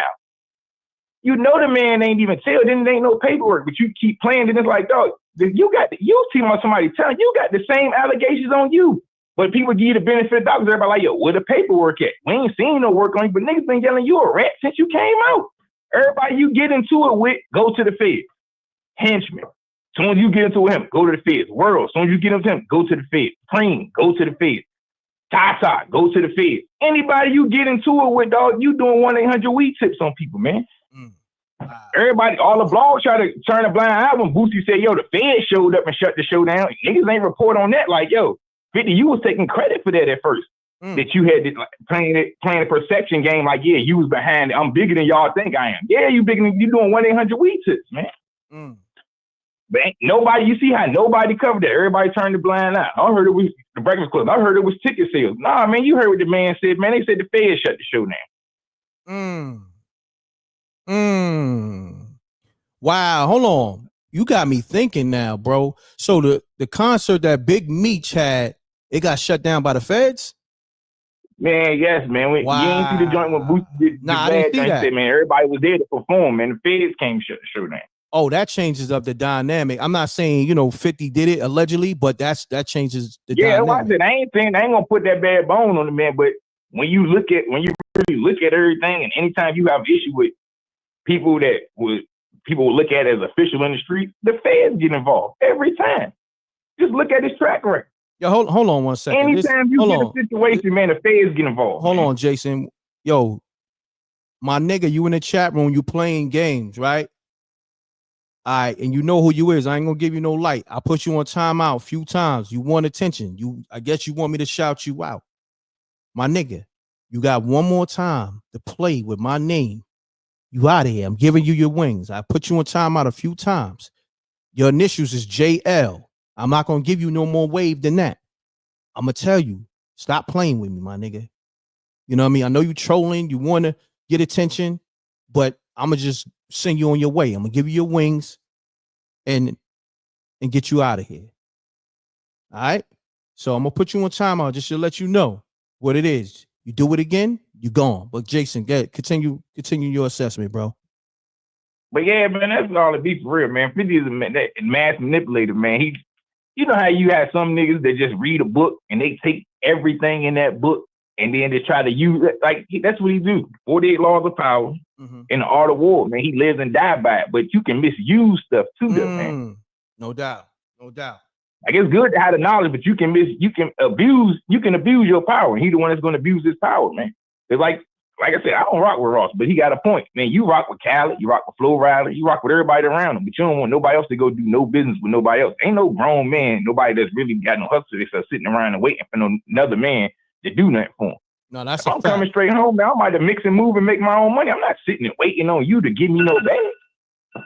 That's a fact. Let me say this, though. I'm glad you're saying this because I was going to say it earlier, but I'm going to say it now. All right. I had a run-in with 50 Cent. You know what I'm saying? And I'm going to just say this. I was in close proximity with him where we literally like inches from each other. But my manager at the time, he was expressing his issues with me to my manager. And I'm right there. I'm like, damn, why this nigga not talking to me? But his issues was, yo, you be promoting the wrong shit. And I'm saying to myself, how a nigga gonna tell me what to promote on my platform? And then if I'm keeping it general, how you gonna be mad at me? I got 50 Cent. I got G Unit on my shit. I got Rick Ross on my shit. My nigga, I'm not signed to you. And I got a website. So my thing is this. So I'm gonna have Rick Ross, I'm gonna have Ja Rule, I'm gonna have 50 Cent, I'm gonna have Game. I got a general website, my nigga. I'm not playing these politics with you. Now, if you would have said, yo, M.Reck, I got a bag for you, you over here with the unit, that's something different. But shit, if I'm running my site at the time, Forbes DVD, my nigga, ForbesDVD.com, you can't tell me nothing how to run a site because me and whoever I was rocking with at the time, we put our site in that position to be the top 5 site. It was, of course, World Star, Forbes DVD, This Is 50, Vlad, or whatever it was. We in that top 5, right? But we don't have the millions. Vlad before Vlad TV, man. Niggas want to keep it 100. Look, I'm gonna say this: Vlad tried to buy Forbes DVD from me. This is a fact. So that's what I'm telling you. You heard what I just said. Forbes DVD was Vlad TV before Vlad TV. This salute. I'm gonna say this though; it gets deep. So his thing with me was the fact that I wasn't playing the game everybody else was playing. So now we in the club or whatever. And he like, yo, matter of fact, yo, because he told security, like, yo, 50 don't want y'all here, right? But instead of 50 saying it to us, like, yo, my nigga, y'all niggas need to leave. But, you know, he told security, 50 don't want y'all here. But then he doubled back and was like, nah, 50 said y'all can stay. So I was confused because to me, he knew he was wrong, like to come at me that way because my nigga, I don't owe you that loyalty because I'm not signing you. You didn't give me no Forbes DVD startup money. You dig what I'm saying? Nigga built this shit up from the mud, my nigga. And I call this shit general. I'm not a nigga out here one-sided. You dig? So when I speak, now the last time, and you bought a monster. Now the last time I saw Fifth, he wanted to have a conversation with me. And Monster approached me. Monster was like, yo, Rex, salute. A Monster, I fuck with your shit. Yo, Fifth wanna, holla at you. And I curved it. I'm like, nah, we speak another time. You know what I'm saying? Because I didn't really like the energy. You know what I mean? If we gonna speak, let's speak right. You know what I mean? We on the street. I didn't really like the energy. I got my niggas, but of course you 50. You got the bag. You know what I mean? I don't have. When you go to war, you can't go to war with a nigga if your money is not up. You know what I mean? And you ain't got your arsenal up. I came to the power event just to come to the power event. I didn't come just in case shit go left.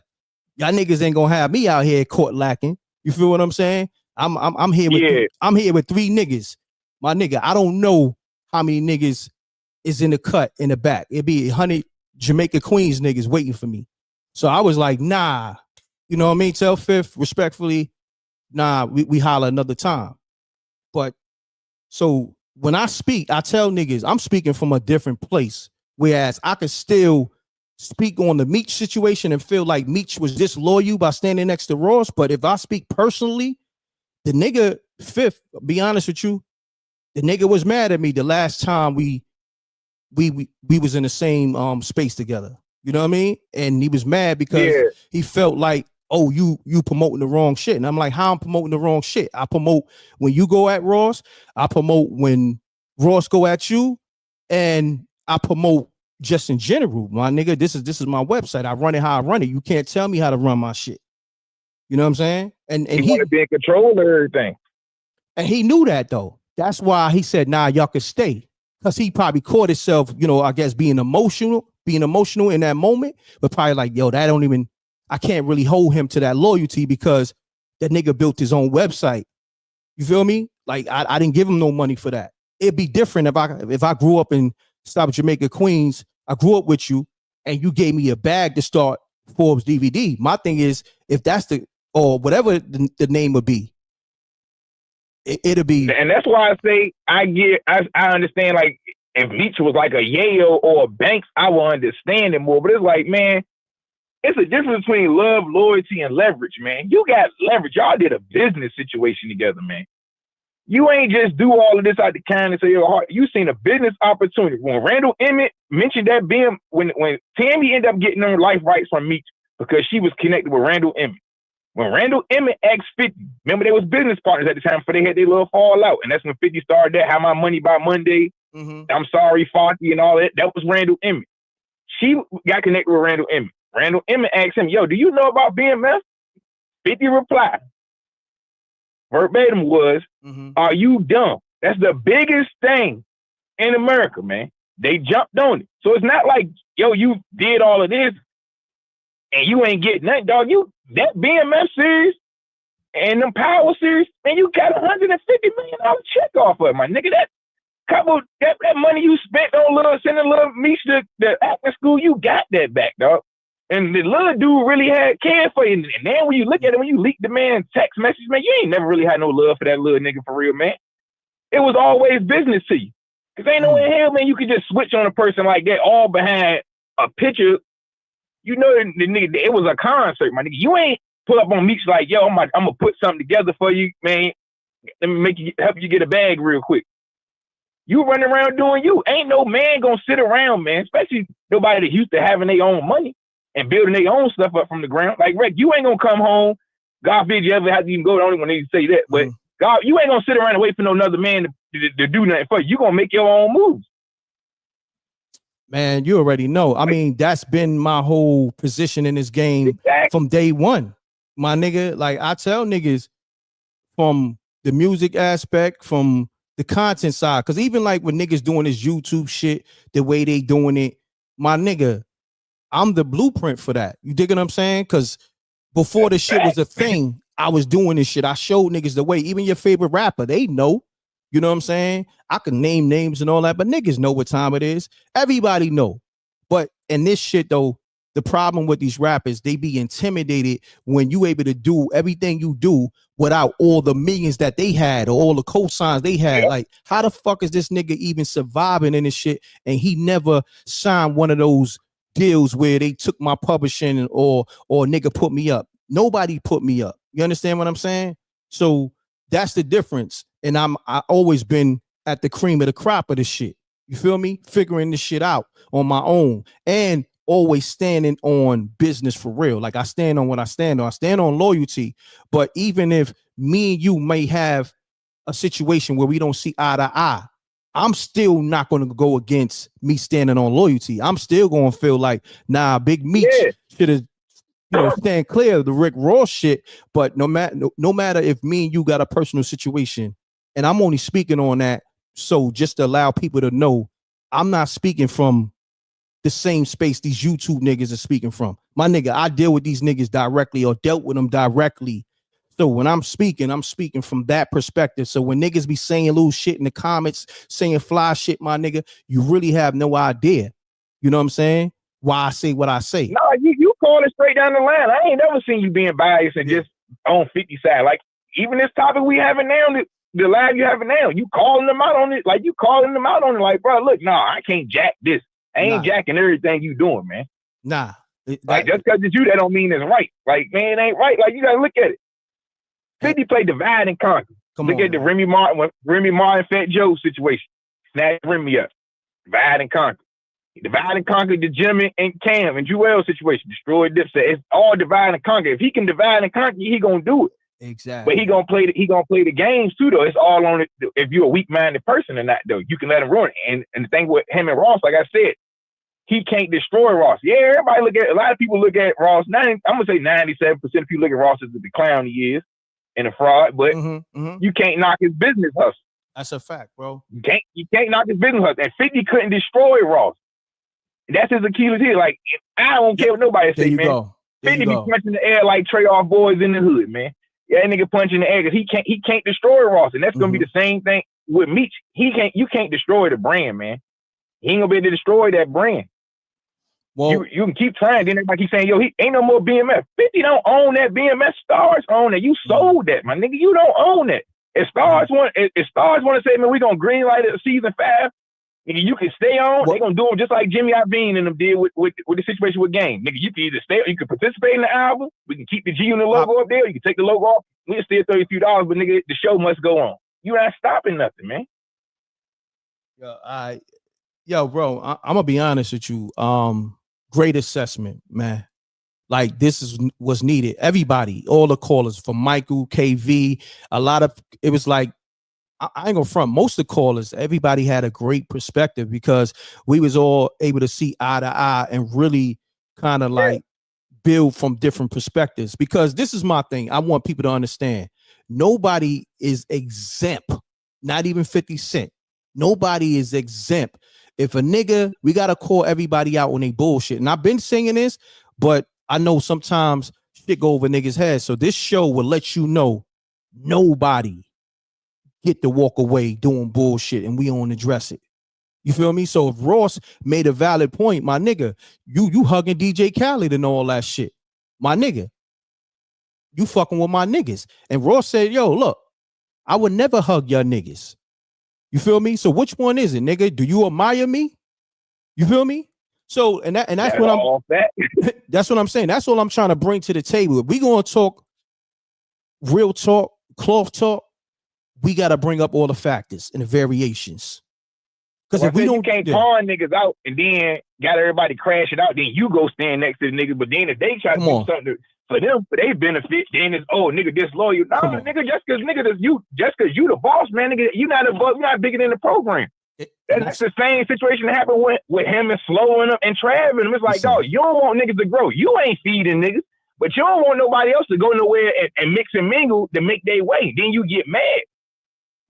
Because you think niggas just supposed to be up under you and listen to everything you saying, but you ain't really feeding niggas. Like I said, he said it himself, man, I'm gonna give a nigga enough so they always need me, but I'm never giving them more than so they can go off and do their own thing. Because ain't nobody gonna sit up. Everybody ain't a yayo, man. Yayo cool with being his doja, man. Everybody ain't cool with that. Niggas is man. Yayo got grown kids, man. That man be up there embarrassing Yayo and everything. If we really looking at the whole picture, man.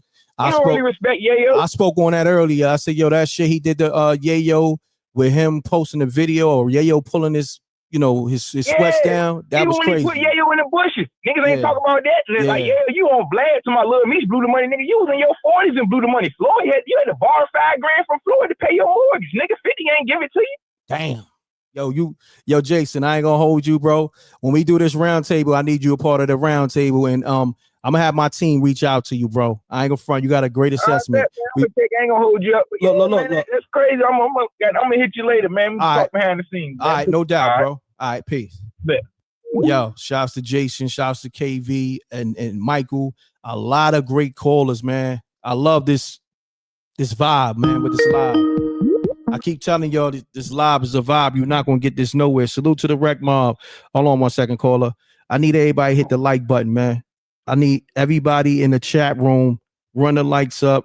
If you feeling this convo, you feeling this live, you want me to stay live another hour or whatever, put the fire emojis up, the thumbs up emojis, send in the super chats, the cash apps, $ MRecktv is the cash app, and most importantly, just run the likes up. The like button is free. You know what I mean? Take you 2 seconds. So caller, state your name, where you calling from. Tim Watts. I'm calling from Miami. All right. Do me a favor. Take me off speaker, good brother, if you can. Hold on 1 second. While you doing that, let me read the super chats. Shouts to I want to say Kai Hype. Ain't Ross got to watch his people then because they hugging 50 Cent? So basically, Kai said Ross need to be watching his people because they hugging 50 Cent. You got a point. But we don't know if Khaled and Ross spoke beforehand. We don't know that. So you got a point, though. Got a valid point. So salute. Thank you for that super chat. We're going to address that, too. And matter of fact, we did address that. We spoke on that. I'm so glad everybody is seeing through the fuck shit. Shouts to I Am That Guy. Appreciate you. Of course, over here. Y'all got to know this is what we stand on. We don't stand for no fuck shit over here. All right, but call us. State your name. Where you calling from? Let's get it. Tim from Miami, man. So yeah, check it out. Check it out. I like what you're doing. First and foremost, man. Keep your platform. You a journalist, bruh. You got to keep it truthful. You can't be biased. So that shit 50 Cent did with you is sucker shit, man. Me personally, I feel like 50 a sucker. I'm from Carroll City. I got BMF homeboys, a bunch of them. And it would be a disservice to the city, number one, for Meech to come down there. Meech is very familiar with the city and not do business with Miami niggas. So in terms of him doing business with Ross, you got to keep in mind, Fat Joe in New York, nigga, but he didn't have his feet planted in Miami for damn near 30 years. Him and Ross got a relationship 25 years old. Ross never said when Fat Joe squashed his beef with 50, Ross never came at Fat Joe any kind of way. It's like, my nigga, if that's what you want to do, go ahead. I'm not fucking with him, but I'm not about to diss you, crack. I'm gonna diss you for. That's your choice as a man. So when Meech come home and Meech decide to do business with Ross been holding his name up in music. That record had the streets with Ross and Styles P, man. I think I'm Big Meech. Why would he not? On top of that, a fair exchange ain't a robbery. How I owe you loyalty, nigga, you owe me loyalty too. I put money in your pocket from the penitentiary, dog. You talking about this little $5 million you gave my son, nigga? How many millions I made you off my face and my story? Way more. And people not looking at that. People looking, 50 Cent like to do shit to entertain us instead of having authentic, genuine relationships with people. We all black men, dog. At the end of the day, I want to see you win, black man. Yes, sir. We get it. Controversy sells. That's cool. But I think he take it to another extreme. Even like the story what you was saying, he want to hold you to some type of like, oh, you're not a G Unit member. Nah. You know what I'm saying? You ain't saved my life, nigga. I'm a journalist. You are a journalist. He wants you to report fake news. Nah, never. You got to keep the journalistic, truthful, pure aspect to what you doing. Us people not gonna rock with you. I mean, so he wants you to compromise your business, and guess what? Like you said the man got the money, bro. Money don't unlame niggas. Money don't make you real. It don't. Nah, so are we gonna compromise integrity for $1? Nah, never. Never that, man. Great assessment, bro. I ain't gonna hold you. I'm loving, man. If I could do a 24-hour live and we had this convo, because this is bigger than 50 and Ross and Meech. We're talking loyalty, and we're talking, if we're gonna lay out ground rules, then we all gotta follow these ground rules. You can't be the one that switch it up, and then when you switch it up, it's for the convenience of you. You know what I'm saying? And we out the loop. Nah, we can't do that. You feel what I'm saying? We can't do that. Right. So to me, 50's behavior is making him look weak. It's making his character, and I question his future business ventures. If this is how you treating niggas that you do business with in the movie world, I mean, we seen him doing it in the music world. He switched on all his G-Unit niggas. He humiliated Yayo. He humiliated Buck. Beefing with Game. I really don't respect Game like that, but still, it's like your whole little legacy. We don't see that when we see Ross and his niggas, dog. We don't see that kind of behavior. Yeah. Like, I want to humiliate you for the world, for a bunch of people who don't know me, for their entertainment. I'm going to compromise my relationship with my brothers. I would never do that. I would never do that to my brothers, my family. Like, you know, niggas ain't gonna be the butt of my jokes for, you know, I guess for social media or whatever it is. You know what I mean? I'm just saying, like I said, I've been saying I don't agree with everything 50 Cent does.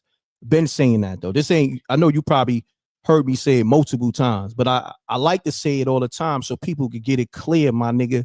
When I'm speaking on something, I may be speaking on the loyalty aspect. Don't get caught up in the actual man. You dig? So a lot of niggas, they be missing it. It goes over their head. My nigga, this is bigger than 50 Cent. You feel me? And even this situation right here, this is for anybody. So if a nigga telling me, yo, Rec, these are my ops, such and such, and we getting money together, and then 6 months down the line, I pull up on you and the ops in front of your building, y'all niggas is laughing and joking. You know what I'm saying? I'm confused. I might have to just drive by. I'm not gonna get out because now I don't know what's going on. You understand what I'm saying? So right. you gotta keep me in the loop because I'm on go time. When you saying niggas is ops, then okay, I see these niggas. I'm on go time. You feel me? Yeah, I get it, but 50 is a character because Ross and 50 is not ops. Like I said, Fat Joe and Ross got a 25 plus year friendship, bruh. Come on. DJ Khaled was Rick Ross' DJ. That's a fact. They are not ops. That's a fact. He's making it like he's just holding on to this little shit so bad, and it ain't that. Ain't nobody lost their life behind these WWF videos and songs that niggas is doing. That shit is paper. That shit's money. Niggas getting money off dissing each other. But in reality, them niggas not ops, bruh.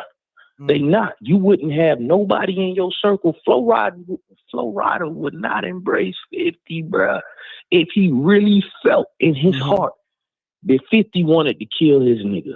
DJ Khaled would not embrace, but DJ Khaled was also Fat Joe DJ. So DJ, it's like, okay, you and Crack cool, okay, it's all love, my nigga.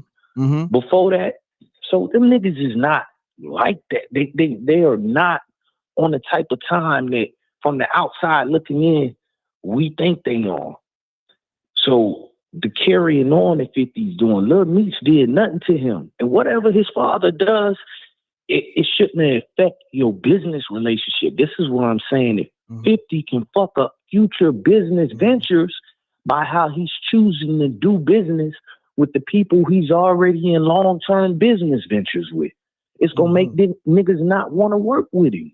He has to come to the table with a different etiquette and a different mindset. He's almost like a child. That's not grown man shit. We got to keep it real, man. Big Meech with the feds confiscated $270 million from him, bruh. That was in 2003. Today, that's worth damn near $500 million. So now you talking about a man that lost $500 million in today's value, right? He's a mob boss. What is your mind thinking? You want to control a mob boss? You think a mob boss gonna listen to you? You're a rapper. You're a rapper that got shot in his face 9 times. Hoes say, y'all respect the one that got shot. I respect the shooter. Like, come on, man. You a sucker, man. Them Murder Inc. niggas was bullying you. And we looking at them like they the pussies, but Black Child, God, them niggas was real gangsters. Easy on the cursing, good brother, but you know, you good. Like, I don't know, man. Nah, it's all good, bro. I don't know. But look, I appreciate you calling. I got some more people tapping in. Great assessment. What's your handle, bro? And I hope that they could squash that as black men. Give us a few more little antics for our entertainment. And I want to see 50 change his mindset, man, so he can really, really be empowered the way he need to be empowered. So Ross could really go ahead and get that bridge, because it will be a beautiful thing if they could do business together. That's a fact. I'm with you, good brother, on that. Salute, King. Yo, what's your blessings handle? On blessings. What's your handle? What they call you, bro? Tim. Spell it? Tim, T-I-M. Oh, Tim Watts, W-A-T-T-S. I'm going to lock you in, Tim Watts. Salute, King. For sure. Appreciate you. Blessings on blessings. Shouts to Tim Watts from the 305. That was powerful, bro. Like, we building over here, man. This is more than content. This is therapeutic for the soul, because you can't get this from these other shows, man. They don't have this dialogue. They don't have this dialect. Salute to the Rec Mob. This is different. This is more than just, me covering the latest 50 Cent, Rick Ross back and forth. This is us building on a whole different level. Salute to the Rec Mob. calling up with great assessments. Let me get to all the missed calls. I missed a lot of calls.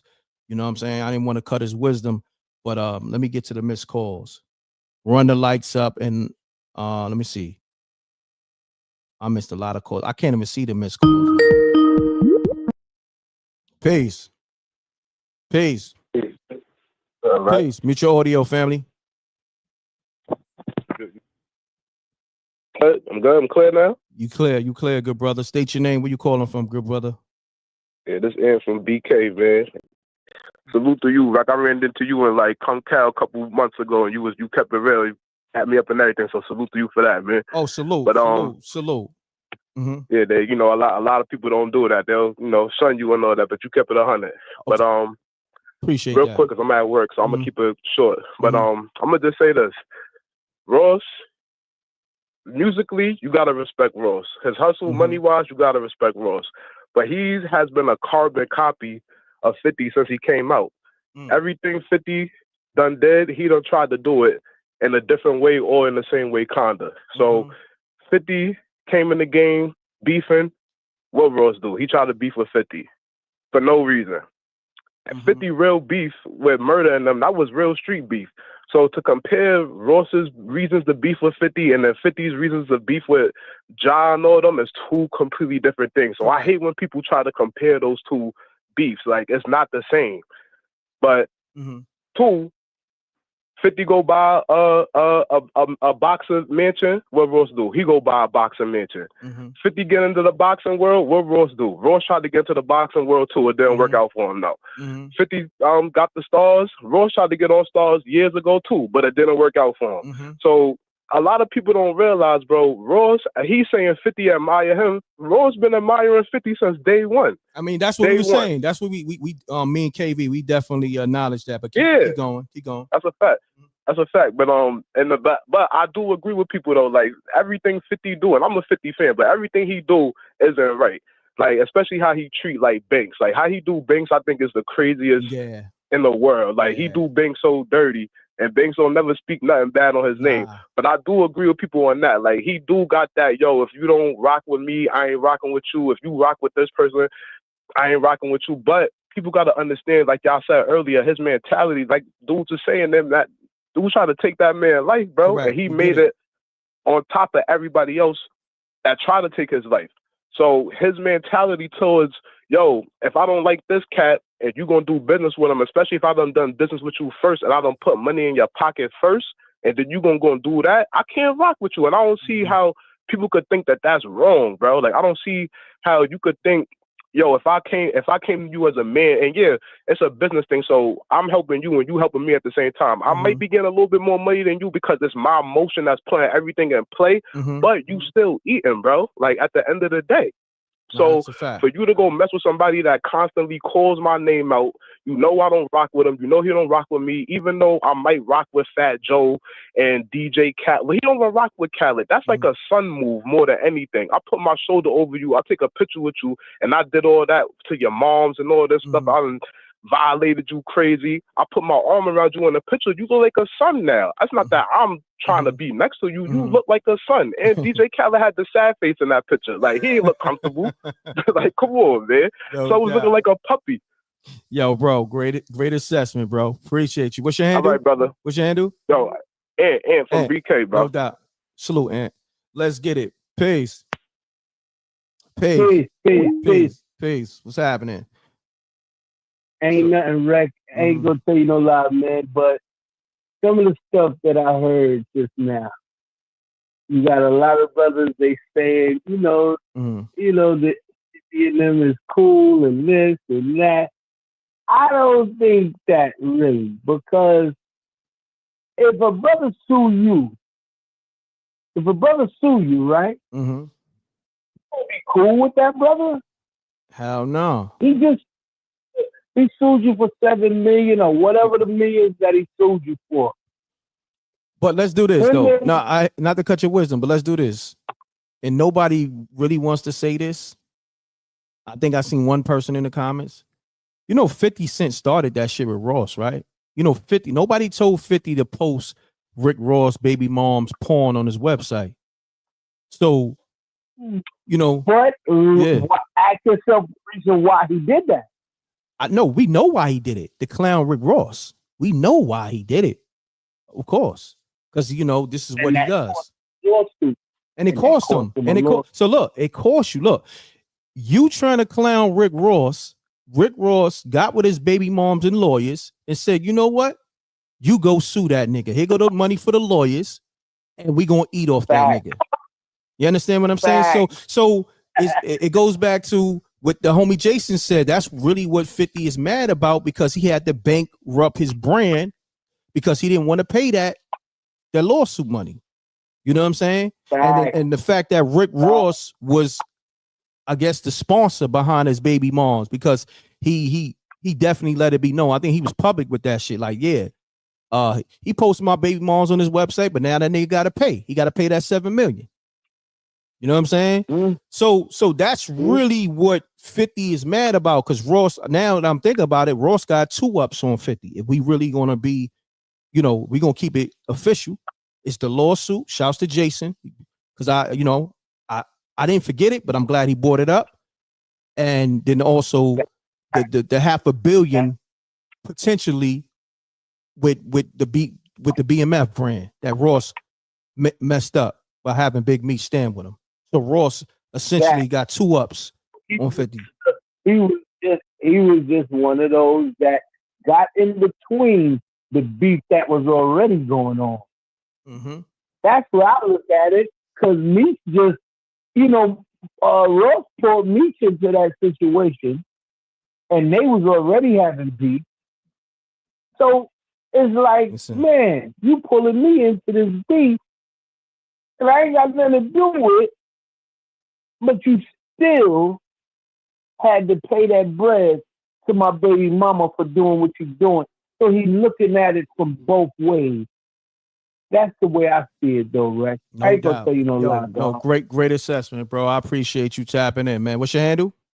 What they call you? Cat. Say it. J-Cat. J-Cat. J-Cat?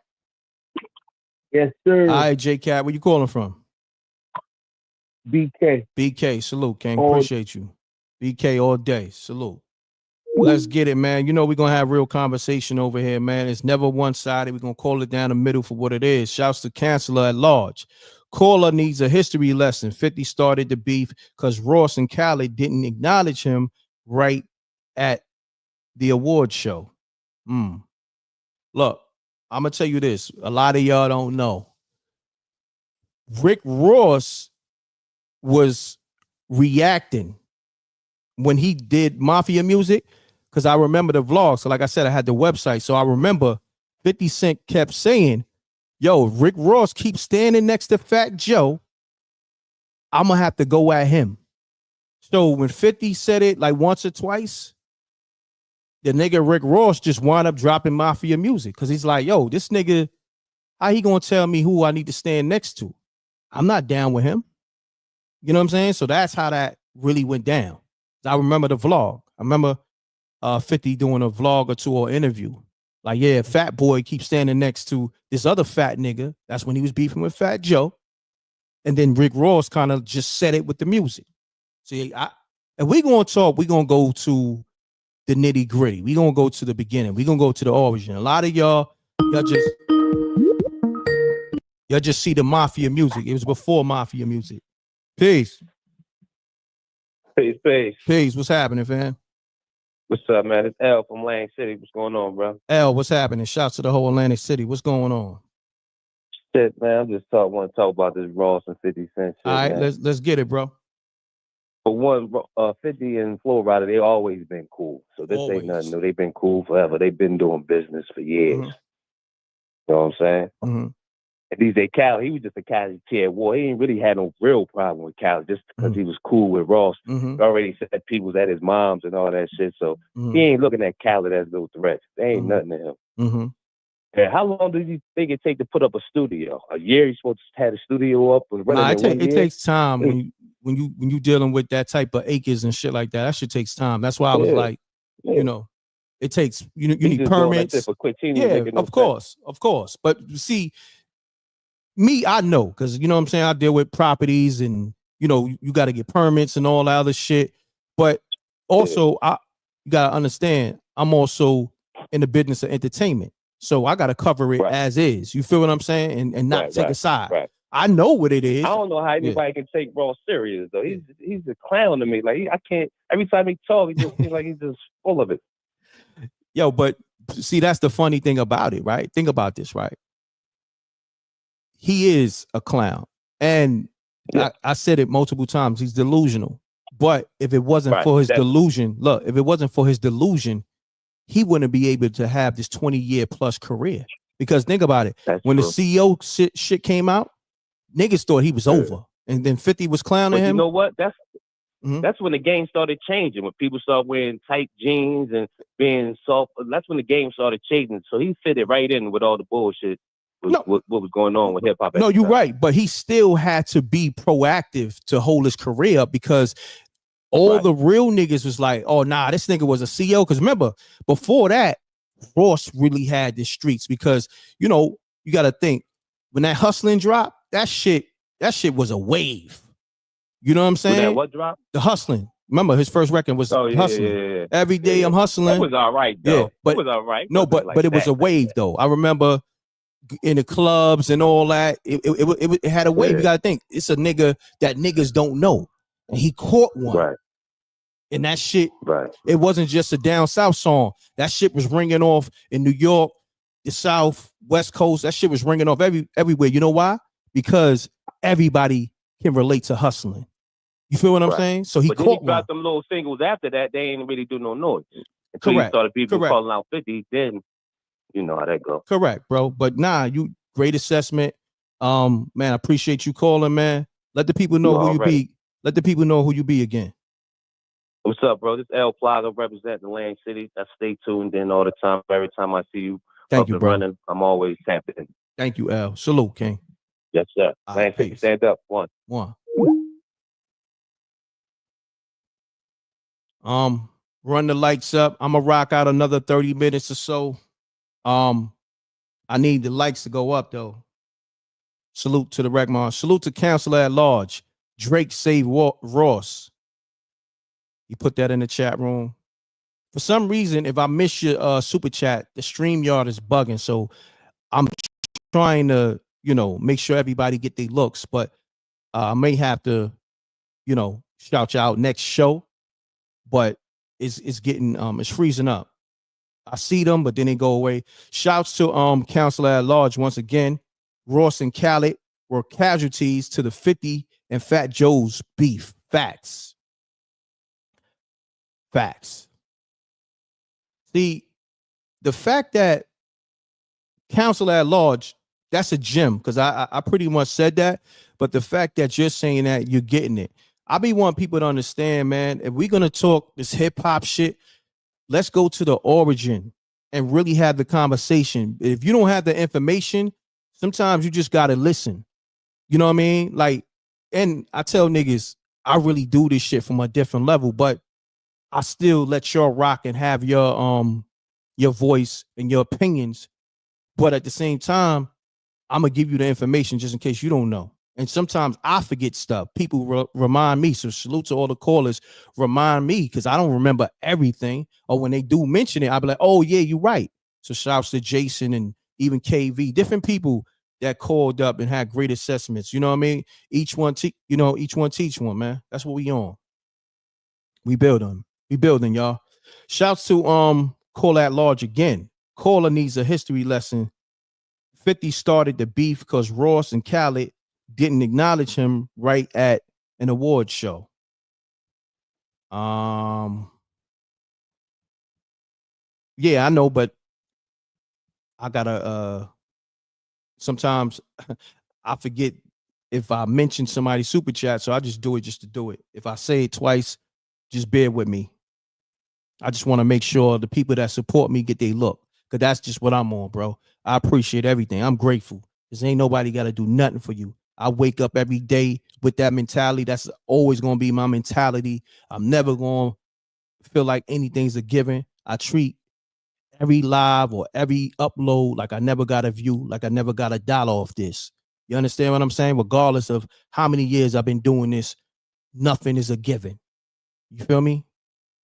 And I'm gonna always go hard like my ribs is touching. My ribs is touching right now. I'm hungry. The algorithm try to push me out. You feel me? This shit ain't a given, my nigga. I remember trying to figure this shit out when before all these niggas was in this shit. I'm trying to crack this shit, trying to crack the code when it wasn't no money to get on YouTube. They wasn't paying you for monetized views. You wasn't able to get super chats and cash apps. Cash app wasn't even around, nigga. Imagine going hard every day, putting up content, and you're not getting money off monetization. You're not getting donations. So I had to get it out the street. So I had to put DVDs out, go hand in hand, meet niggas who wanted promo on the site. My nigga, I really hustle this shit for real. So when niggas be, on this YouTube shit being cocky, my nigga, remember who paved the way for you niggas to eat. Salute the Skino on the line. What's happening? Talk that talk, M.Reck. Let them know, bro. Salute, How you bro. feeling? I'm great, good brother. How you feeling? Can't complain, man. So, I tune into your show every time you live. And, Thank you, bro. I just love to call it talk. And, sometimes you got to remind people what's really happening. So, you got to remember, 50 Cent, he came in the game, on BS. Like, How to Rob, where he dissed everybody, he was looking for the wreck. You feel what I'm saying? And that pretty much told you who 50 was as a person. Like, he came in the game like, yo, I'm going to be for all of y'all, and that's just where I'm at with it, right? So everything that led up to all the subsequent actions from him, that's on him. So I'm going to run down a couple of 50 beefs, and I know people in the chat going to be like, nah, you missing something. Okay. You got to remember, like, this is all like 20, he came out like 03, 02, 03. Yeah, this is like 20-some years ago, so I'm not gonna remember everything. So just bear with me, right? Got you. You got it. The beef with Ja Rule and Murder Inc., right? Notice all the 50 beefs, the people he beefing with, they don't start the beef. They don't do anything to 50. That's always 50 starting the beef. 50's like a little girl. Like 50 act like a bitter baby mother, for real.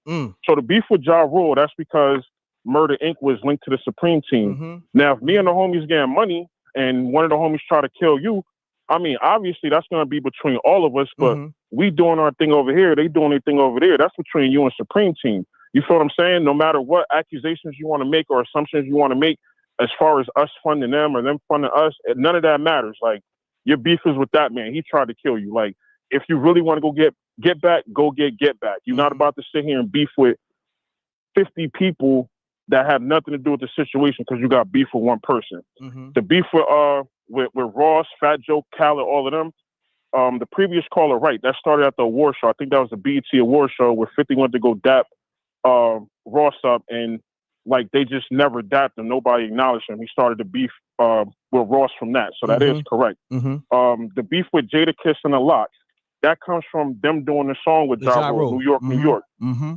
Literally that. The beef with Big Meech, that comes from him taking a picture with Ross. If you knew he was a snitch before, because obviously you knew Tammy because you had to get the rights from Tammy, you knew what it was before you started dealing with Meech. You're gonna wait because you took a picture to start acting like a baby mother. So that's another one. The beef with Slow Bucks and Trav. So Trav was G Unit, right? I think Slow Bucks had got robbed. I think they was in Atlanta when Slow Bucks had got robbed, and allegedly 50 had something to do with that. They started beefing. Allegedly, Slow Bucks sued him, and Trav, being Slow Bucks' man, 50 started beefing with one of his own members because of something else that happened. The beef with his son. He beefed with his son pretty much because of his baby mother. Like, you got to remember, like, if you're a child and all you used to, what you say, right? No, I'm just agreeing. Go ahead. Oh, okay. Yeah. So the beef with his kid pretty much stemmed from his baby mother. Then he took the picture with Preem's son and all of that, and it was just like, yo, I'm never going back to you. Any real niggas in the chat or that called in, you never disown your kid or like neglect your kid. Like, I don't care what the situation is. You made that kid. You feel what I'm saying? So for your beef to be with him to where he don't even exist over, him siding with his mother, like, nigga, that's my mother. What you think I'm gonna do? You feel what I'm saying? So the beef with Young Buck, he got caught up with the IRS and he had to sell his catalog and stuff like that. And even after he paid 50 back, 50 was still like, nah, bro, you still owe me. You owe me for my time. And you know, all of this extra stuff. So you still owe dough, even after Young Buck allegedly paid him off. I wasn't there, so I got to say allegedly. 50 decided to beef with him about that. The beef with Game, he wanted to control Game when he was dissing Nas and all the dudes from New York. He wanted Game to ride with him, and Game was like, "Yo, I'm from the West. Like, we don't got no problems with these dudes. Why you want me to beef with them?" So literally, like all of them names I just ran down, you'll see that them people did nothing to 50. They was all victims of 50 being a bitter baby mother. 50 is the type where if you playing basketball and you hit the game-winning shot, he's kicking the ball over the fence, or if it's his ball, he's taking his ball and he's going home. That's the type of dude 50 is, bro. And in every instance, can't nobody call up here and give an instance where somebody started beef with 50 Cent. It's always 50 starting beef with somebody else and then playing victim. And we enable 50, being from Jersey and New York, we enable 50 because when he was going to everybody, it was like, yeah, he bringing New York back. We riding with 50. Can't nobody tell 50 nothing. Meanwhile, 50 been a dirtball the whole time he's been in the game. Since he came in the game, he been a dirtball. When niggas show you they grimy, you got to believe exactly what they showing you. You can't keep giving them the benefit of the doubt. And unfortunately, in this situation, one or two things going to happen to 50 because you got to remember, people either going to respect you or fear you, right? The people that respect you, they're going to let a little bit slide. They're going to ride for you. The people that fear you, they're going to find a way to get rid of you, right? And 50 is kind of in the middle of both, where now you're playing with Big Meech. You're playing with people actually love Big Meech. Big Meech could call shots from, you know, a couple different cities. 50 not even really good in his own city. You feel what I'm saying? So he playing the game where you get caught slipping at the wrong time, no matter who you with. Everybody getting touched, and that's what he don't see. So I landed there. Yo, salute, bro. Great assessment, Skino. Yeah. Salute, Reck. You know the vibes, bro. Peace, bro. Man, I ain't gonna front. I'm loving these callers, man. The Wreck Mob is the illest, man. That's why I love doing the lives. Peace. Peace. Peace. Hey. Hold on 1 second, good me? brother. Yeah, hold on 1 second. I need everybody to hit the like button, bro. Hit the like button, man. Y'all getting great content. Y'all getting great assessments from people from all over the world calling up. All right. So I need the like button is free. It take you 2 seconds. Let's get it. We live on YouTube, Facebook, and Twitch. Caller, state your name, where you calling from. Let's get it. My name is Marvin. I'm calling from Dallas, Texas by way, but I live in Chicago. And maybe, you know, I called in at the end. Well, I just not listening. Maybe I missed this point. But one thing I got to say is about the Rick Ross thing and Meech is this. 50 Cent funded Rick Ross. I mean, funded Big Meech and them. But he didn't do that to DJ Khaled and them other guys. You know what I'm saying? So that's a little more deeper, you know, because he helped the family out. You get what I'm saying? So he can make amends with them other clowns of Rick Ross's, you know, I don't keep up with too much. I listen to you here and there, right? I don't know their names and shit, but Flow Ride and them. So it's easy to mend that because he didn't fund them nothing, but he funded Meech and Lil Meech. So yeah, I have a problem with that, you know, but that's all. Yeah, no doubt, bro. Good assessment, bro. Salute. If somebody, like I said, somebody made that point, but I ain't hear the whole show. Got you. Well, you can rewind it back though. You know what I mean? Oh yeah, I'm listening to the beginning now, but you know, since I'm listening to the beginning, but now somebody could have said it, you know, because you've been on for a while. Oh yeah, nah, we definitely had people address that, but salute though. Good assessment regardless. All right, bro. Peace. I want to say this though, man. I'm just grateful. Thank you for all the callers. Thankful for all the viewers. My truck, salute to all my truckers. They be driving those big rigs, listening to the MRecktv show. Salute to my truckers. That's Wreck Mob. My Wreck Mob truckers. Salute to Songs by Alicia. All my truckers. Salute to Jose. You know, man, just everybody tuned in. Salute to all my peoples in the cities tuned in to MRecktv. Man, I love y'all. Love is love. We're going to keep this thing going for another, maybe, you know, I'm going to rock out maybe for 10 minutes plus or so. But I need people to run the lights up, bro. So this algorithm can respect it, because the algorithm try to, you know, they try to do me dirty. You know what I mean? But I like the algorithm, because even though I am the algorithm, I like the YouTube algorithm, because you know why? Keeps me on my toes. That's why I tell people success It's not a given. You got to pay rent every day. Not even every day. You got to, with this internet, you got to pay rent every couple of hours. You know what I mean? It's a different game. Shit is moving so fast. Shit that's maybe viral this morning, niggas is off that this afternoon. So this YouTube algorithm, it keeps me on my toes. Man, I love y'all. Yo, mute your audio, fam. Love. Mute your audio, 301. Let's get it. Make another thing. Let me give you the ground rules. When you call the show, make sure your audio is muted. Make sure you keep it clean. And yeah, let's get it. And just know, none of this shit is a given. Peace. Mute your audio, fam. What's going on? Man, ain't nothing, man. It's Pete. Yo, when you get a minute, yo, I just want to say, yo, show was bomb. Thank you, I rocks with you. All that. Yo, I got a question though, real quick, and it's off topic. Okay. Yo, you started that land your plane saying, right? I don't know if I started it, but I was definitely one of the, first people saying it on the internet. You know what I'm saying? I don't know if I started it. Copy that. You know what I'm saying? Yeah. Like me and man, I don't know. What's up?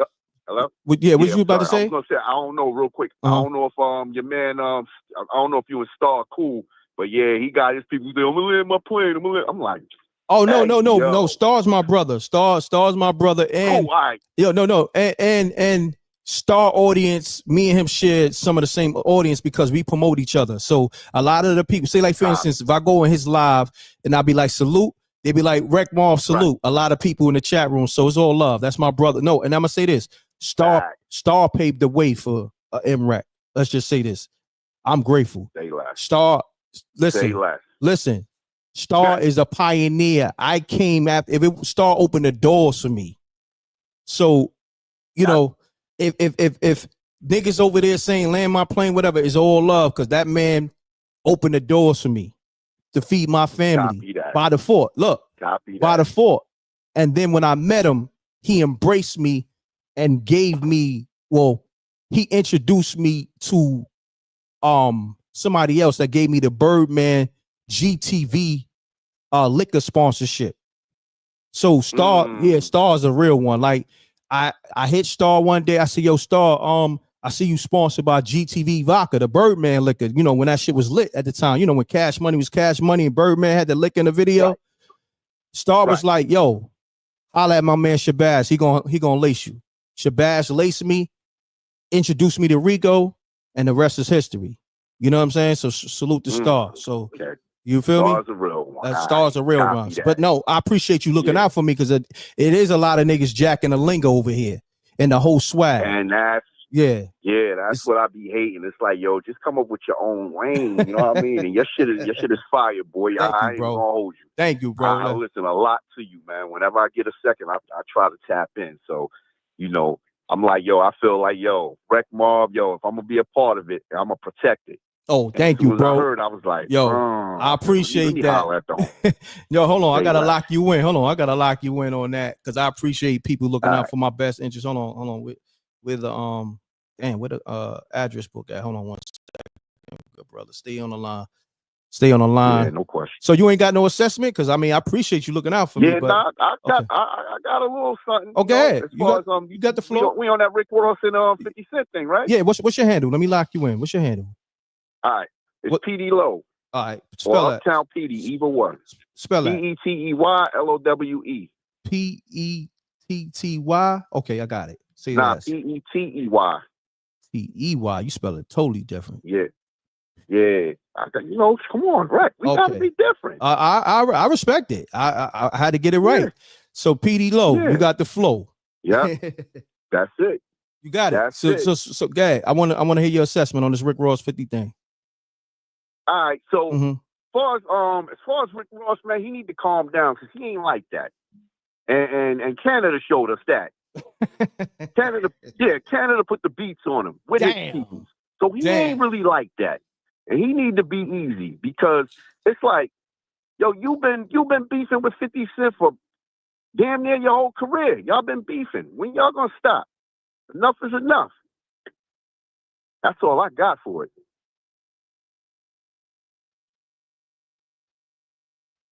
Listening, bro. Yo? My bad. I'm here. I'm listening. Oh, my bad. Yeah. That's it. I don't want to That's take it? too much time. Okay. You know, you still on your 20. You still on your 20 or less, No, right? no, I only do that when the phone lines is on fire. When the calls is like when 100 calls is coming in at a time, I do the 20 seconds or less. Yeah. But when it's calm, I I let people rock.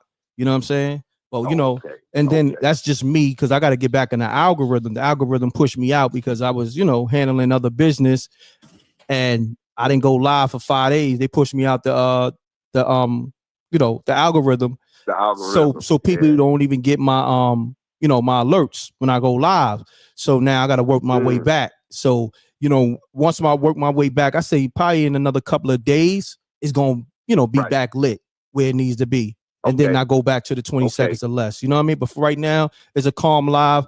People can call up, give their assessment, and it's all good. I do that when it's crazy. When it's crazy and I'm trying to get to everybody, I got to do the 20 seconds or less. But when it's calm, I let people, give their assessments a little longer. You feel me?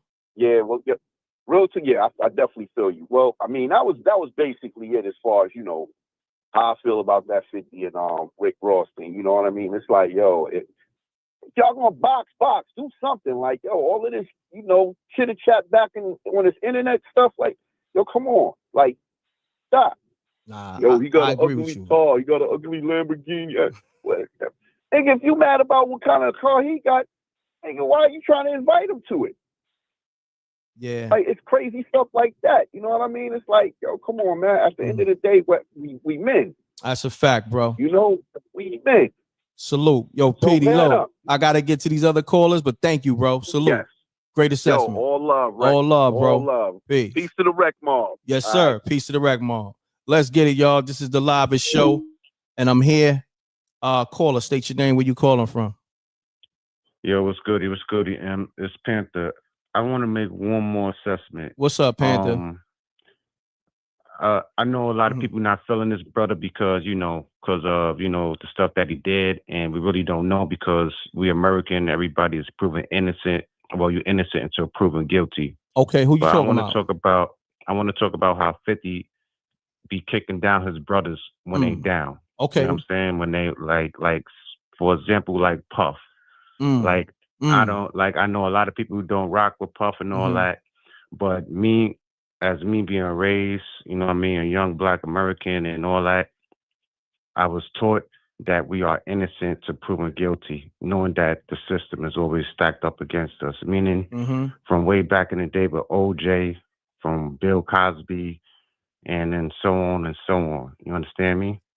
So for your own brother to kick you down while the system is against you, even though he could be guilty, but like I said, you are innocent to proven guilty. You understand me? So 50 is what he did to Puff. We shouldn't even overlook that also. And I'm gonna land it right there. All right, good brother. Appreciate you. Salute. They pushed me out the. Yo, Mike, what's going on? Yeah. Mute your audio, good brother. Let me mute it. Sorry. Run the likes What up. happened? Hold on one second, Mike. Shouts to I want to get this name right. Is it West Lima? So shouts to West Lima. Meech lucked up on the BMF hustle. If he was a real boss, he would have made money inside. He would have also strategized what to do when he got out. Thank you on a super chat. Facts. I agree with that. Mike, you got the floor. Yeah. I get the point that you're making, Rick, which is a valid point that it's a war, but in the war you can lose battles. 50 may win the war, Ross may win the war, but on the journey you can lose battles in the war. There you go. And that is correct. Thank you, bro. That Ross did win a battle here, and he did win some of the battles. It's not all 50 Cent's winning all of the battles, and you understand. And 50 is trying to do him like how he done Ja Rule, and Ross refused. There you go, and that's what I was saying He from the gate. Yeah, he can't Ja Rule Rick Ross. You know what I'm saying? Yeah, he refused to do that. All right, Reck. Yo, I salute. get it. Now, yo, Mike, I'm gonna say this though, Mike. Yo, you being from the islands, let me ask you this, because you know where I want to go, and I'm going to say this. I know the nasty other YouTubers is listening, the so-called competitors, but they can't do it how I do it. I'm just gonna say this though, while I got you on the line. Are you really tapped in with the Jamaican culture over there? Like, you know, the reggae artists? Yeah. Oh, so I'm gonna build with you. Vibes Cartel.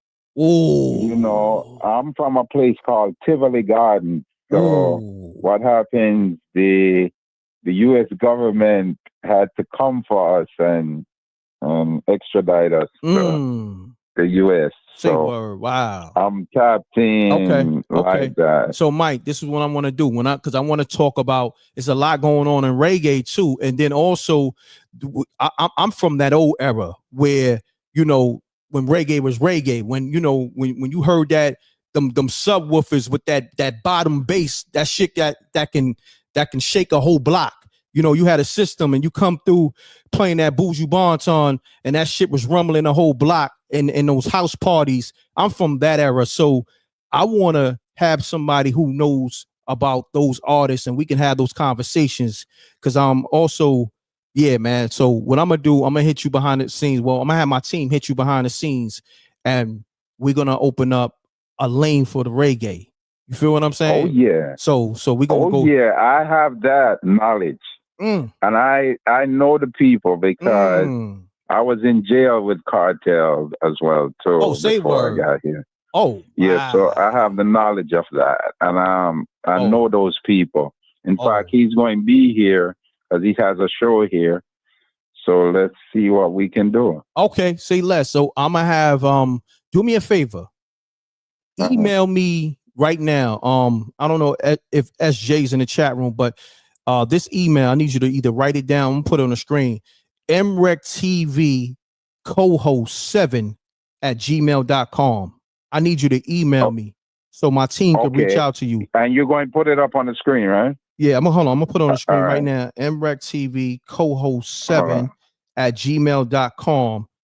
And I need you to, you know, send an email with your name and your number so my team can reach out to you so we can figure out this whole reggae loop. I want to start doing, you know, covering reggae from that perspective. Oh yeah. You feel me? Oh yeah. That's my lane. But see, that's what I'm saying. That's my lane. Okay. So yeah, I can contribute to the rec mob that way. Excellent. There you go, bro. So MRecktv co-host 7@gmail.com is on the screen, and my team will be in contact with you. All right. Send me an email right now. Send me an email right now. All right. All right. I see it on the screen. I'm going to do it right now. All right. Thanks. All right. Thanks, bro. Peace. Oh man, we about to take this MRecktv thing to the next level. Watch these suckers try to bite the loop, but they gonna look crazy. Cause you know, I said it on a live in real time. So when you see suckers, all these suckers been biting, I want you to call these suckers out. Like the homie that called up, I think his name was PD Low. He was calling niggas out for biting the lingo over here, but I was like, nah, Star's family, I need y'all niggas to go in these niggas' comments. When you see niggas bite lingos and the whole wave over here, call them niggas out in their comments because real G salute. You feel me? Like if I get lingo or, you know, I watch somebody content and I get something from that, I'm a salute. The same way I salute Star, Ralph McDaniels for paving the way for me. These niggas could do that for me. You know what I'm saying? It's like, yo, y'all niggas gotta have better etiquette. You feel me? That's why the game is where it's at, because niggas move nasty. You know what I mean? And if you really hip hop is all about paying homage. So when niggas is moving how they moving, I can't call you niggas, you know, hip hop. Y'all niggas is not part of the culture. Y'all niggas is culture vultures, because that's what culture vultures do. They take from the culture and don't pay homage. And that's not a black or white thing. That's just a behavior thing. You feel me? So we got to call bullshit out. And everybody get this work. Like I said, it ain't just 50. It ain't Ross. It's whoever. It's niggas stealing lingo. It's niggas stealing wave. Everybody got to get called out. shit nasty work over here, man. Not over here. When I say over here, like far as YouTube, shit nasty work out here. You know? And niggas just do bullshit and don't think nobody don't see it. Niggas see it. So if you wreck mob and you G'd up and you see, because you know, for me to be an innovator, you know, it's in me. So I'm gonna come up with lingo and just ideas all day. You see, just now, speaking of Michael, I came up with the reggae loop. That's just what I do. A nigga just got it like that. I'm blessed like that. I'm grateful for having that. But at the same time, that's not for other niggas to take it and run with it and not salute it. I seen niggas that I know take something, right? And mind you, I might have threw it out there just to throw it out there. They fell for the bait. I seen niggas take it and run with it. Like say for instance, right? You know I got the wreck mob, right? And you know I've been doing this way before these other niggas. Now I see niggas like calling they shit whatever gang, you know, whatever they brand is. I'm like, yo, come on, my nigga. You wasn't doing that. You wasn't even doing this shit. So when I came up with the wreck mob, that shit was really like, oh, I remember how I came up with it. We was clowning Young Buck for messing with the Transformer. I know I said this a few times, but I'm gonna say it for people who's new here. And I was in my bag just roasting Young Buck and Joe Button for having nasty boots on. And y'all was in the chat room with the shit too. I was like, oh, y'all niggas just like me. And I was like, yo, I'm gonna have to call y'all niggas something. And then I was like, Wreck Mob, Wreck Mob, Wreck Squad. And I said, nah, I like the Wreck Mob. And then also Wreck Mob is me paying homage to Mobb Deep. That's why I called it Mob, because Mobb Deep is one of my favorite groups. And rest in peace to Prodigy. You know, I know and salute to Havoc. You know what I'm saying? I had Prodigy in one of my videos. So that was me paying homage to not only the chat room, but also to Mobb Deep. I'm always on my hip hop shit. I'm always paying homage. So if I could pay homage, you other niggas better pay homage or just say you're not a part of the culture. And that's the problem I be having with this shit. It's like, yo, my nigga, you not G'd up. Because if you was G'd up, you'd be like, nah, shit, my nigga. That nigga M.Reck, he opened the lane up for me to eat. I'm talking about your favorite rapper and other niggas who's independent doing this YouTube shit. Y'all niggas got like some bitch niggas ways. Because in hip hop, it always was a thing. Like, say, for instance, when Nas came in this shit, they asked Nas who was his influences or who was he inspired by. He's going to say Rakim. He's going to say Coogee Rap and all the other MCs that pay the he's going to mention, of course, what's my man name? And he's mad at me, but I'm going to still shout him out. He's a legend. MC Shan. You know what's so crazy? Shouts to MC Shan. He's a legend. And I fell back. And I'm going to say this. I never said this. MC Shan tried to have a back and forth with me on IG. And I told Shan, I said, yo, Shan, you know, respect to you. You're a legend. Because I don't do back and forths on the internet anyway. But I said, yo, Shan, being that you're a legend, I'm going to give you a pass. You know what I'm saying? Because he was being disrespectful. And it's cool. And you see Shan could be like that. He was disrespectful to Nas and he had to wind up apologizing to Nas and all that. So before he even got there, I just said, yo, Shan, I'm going to fall back. You're a legend. I'm going to give you a pass. I left it alone. And he like, yo, who's you? You can't give me no pass, nigga. And talking crazy. I was like, see, I said, you know what I just did? I unfollowed the nigga, blocked him, through the deuces. Because I'm not going to get into a back and forth with a legend. I got respect for you, but you being disrespectful, my nigga. Very disrespectful. But it's cool. It's cool. You know what I mean? But for me, I pay homage. I gave a lot of legends passes. I could get deep. You want me to get deep? All right. I love hip hop so much. I'm gonna just say this. It was a few of your favorite rappers, legends, and just your favorite rappers, females out of pocket that was on me. And I didn't move forward with, doing my numbers with the chick because I'm like, yo, you know what? I got respect for this nigga. He a legend.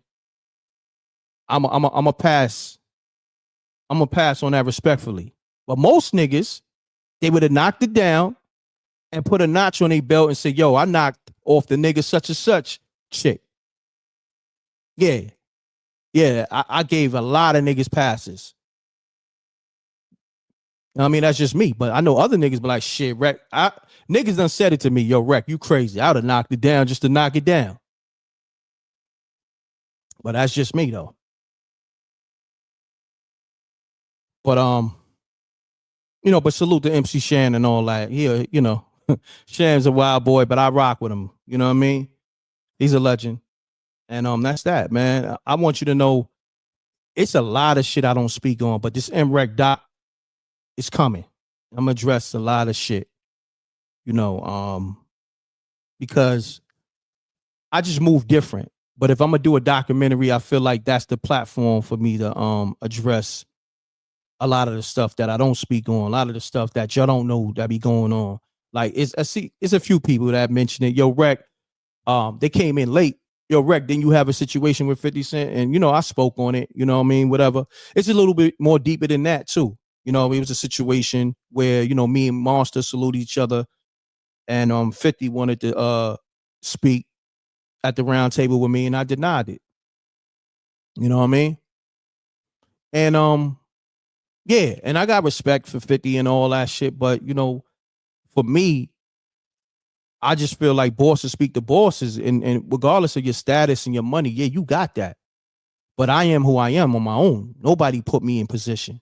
You know what I'm saying? I didn't have to diss nobody and beef with nobody. I ain't have to get shot to get in position. You know what I mean? And nobody put me up, no label. This shit is from the mud for real. You know what I mean? So if I'm here, a nigga gotta respect how I got here. Like, nigga, I got this shit out the mud for reals and still here. So, and that's always been a saying. Bosses speak to bosses. Because think about it, right? It's always gonna be a nigga that got more money than somebody. 50 ain't got all the money in the world. It's other niggas that got more money than him that sit at the round table with him. You feel what I'm saying? Bosses respect bosses. And if that respect ain't there, I don't care who you is. I'ma curve you. Double deuces and bubble gooses. It was a time where I had to curve the nigga Kanye. You know what I'm saying? I spoke on it here and there. And I left that nigga talking to himself.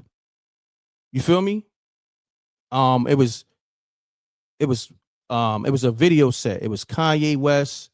It was a minute ago. It was Kanye West, Drake. This is when Drake was first coming in the game. This is Drake's first video. Kanye West was directing it.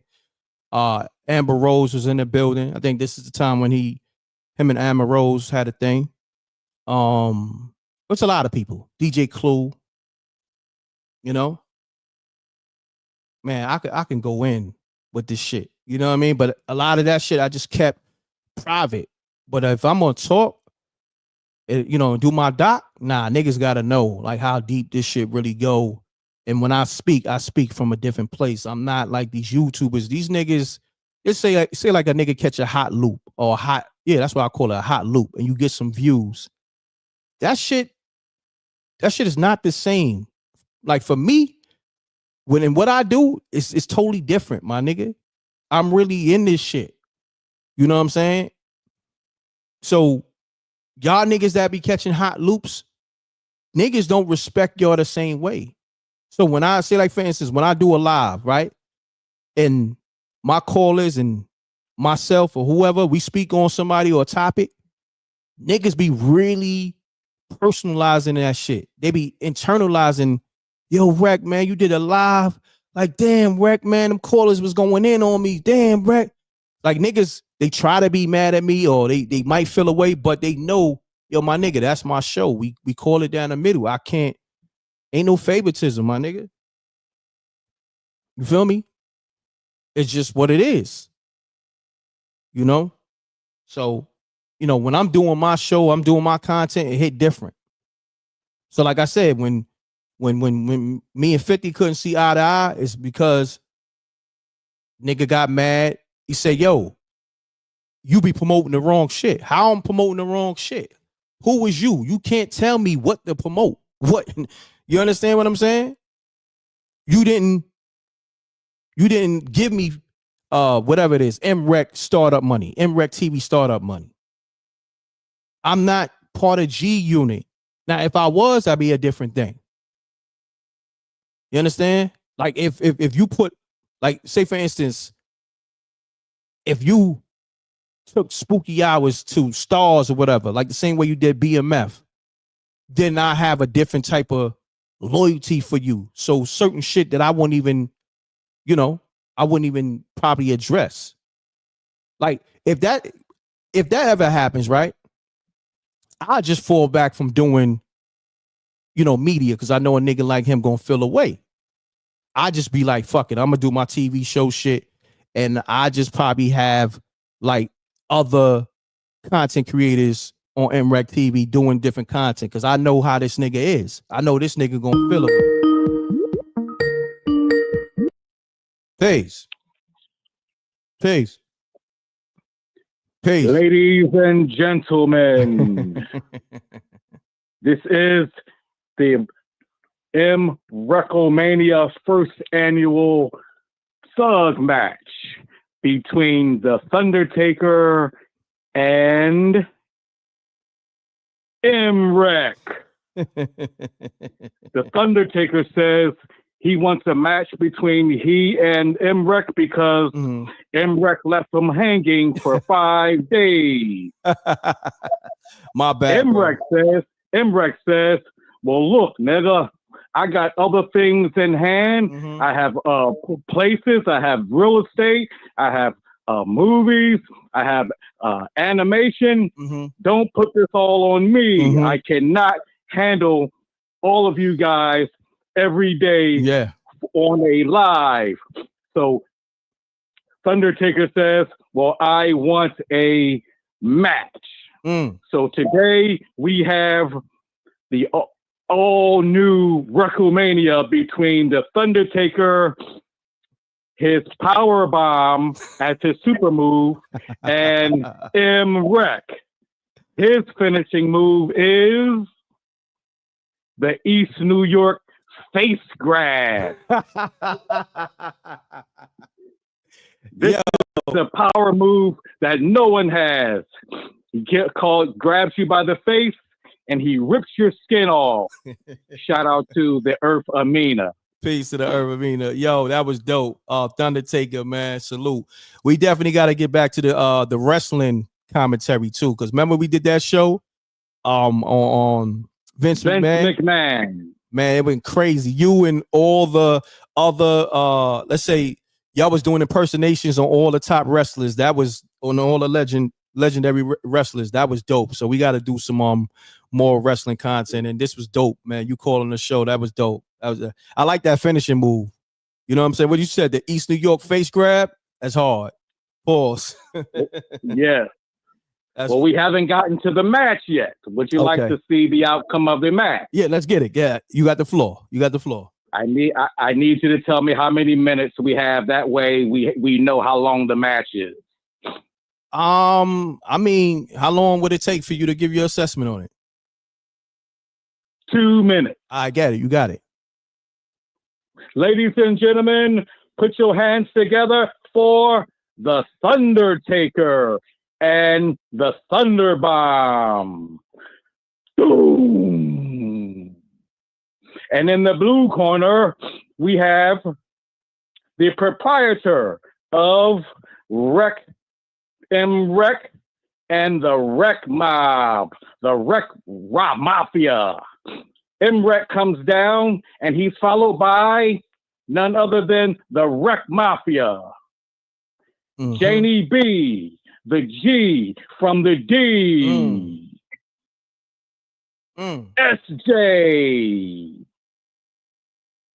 Songs by Alicia and the 18-wheeler. Let me hear your horns. Songs by Alicia.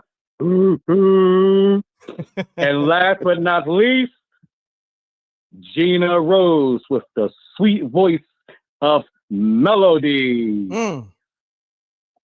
Wow, that was amazing, bro. That was amazing. We will not forget.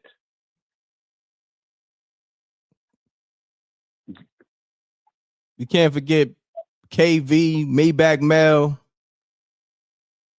Jose.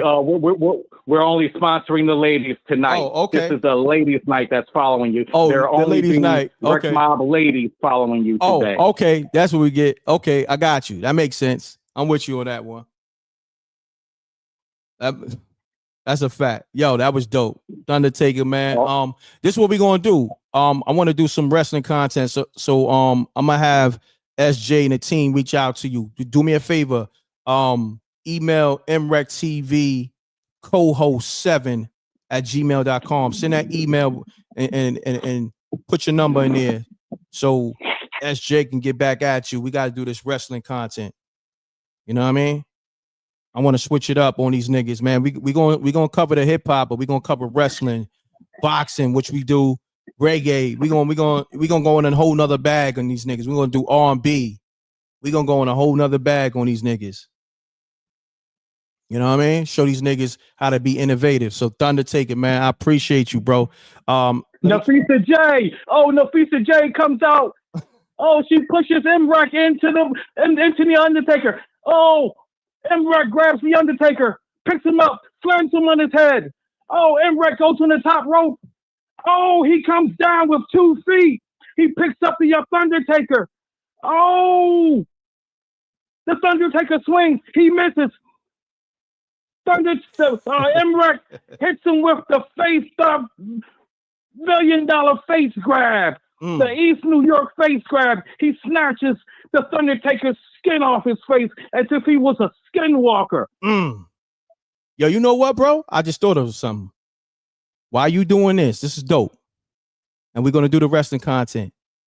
I need you to do the assessments on wrestling. Do you watch all sports? Boxing and MMA and all that? Boxing and football. Okay. I want you to give me assessments on boxing, wrestling, and football. So email MRecktv cohost7@gmail.com. So now when we got like a boxing event going down, you can do the assessments live. You could, you know what I mean? You could break down the assessment. That would be dope. Doing the voiceover. That would be dope. So email me so we can work that out, bro. All right? Yeah. Thank you, bro. That was dope. The Thundertaker, y'all. Salute, King. Let's get it, man. Like I said, over here, you ain't gonna get a show like this. Totally left field. Mutual audio caller, 717, mutual audio.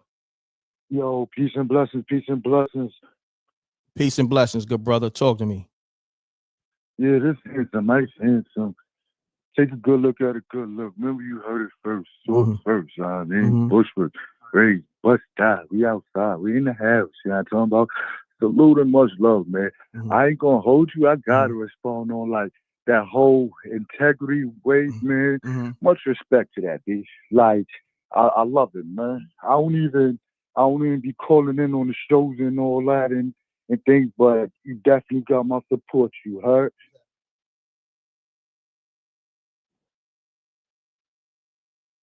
Yo, you can hear me? You can hear me? M.Reck. Peace and blessings, peace and blessings.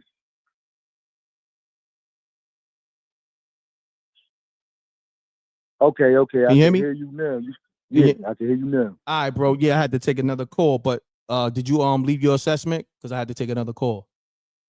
Nah, I ain't leave the assessment. I was asking you a question.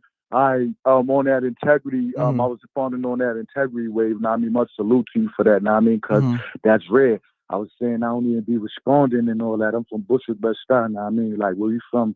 We don't even, now, I mean, jack that internet wave like that. Now, I mean, on type of on type of we ain't gonna address certain issues and things like that. So that etiquette and integrity, it definitely got to be pushed out here. So we got to stand up for us who value these morals. You understand where I'm coming from?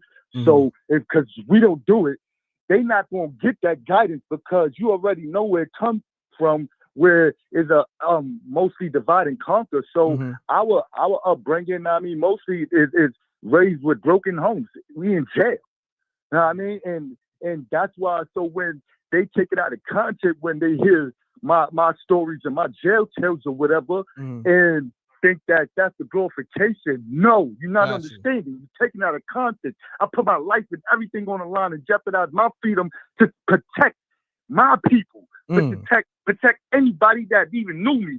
So for those that's gonna clout chase to do other things just so they could get their name mentioned with yours, that is what these people don't understand, being in that position of power.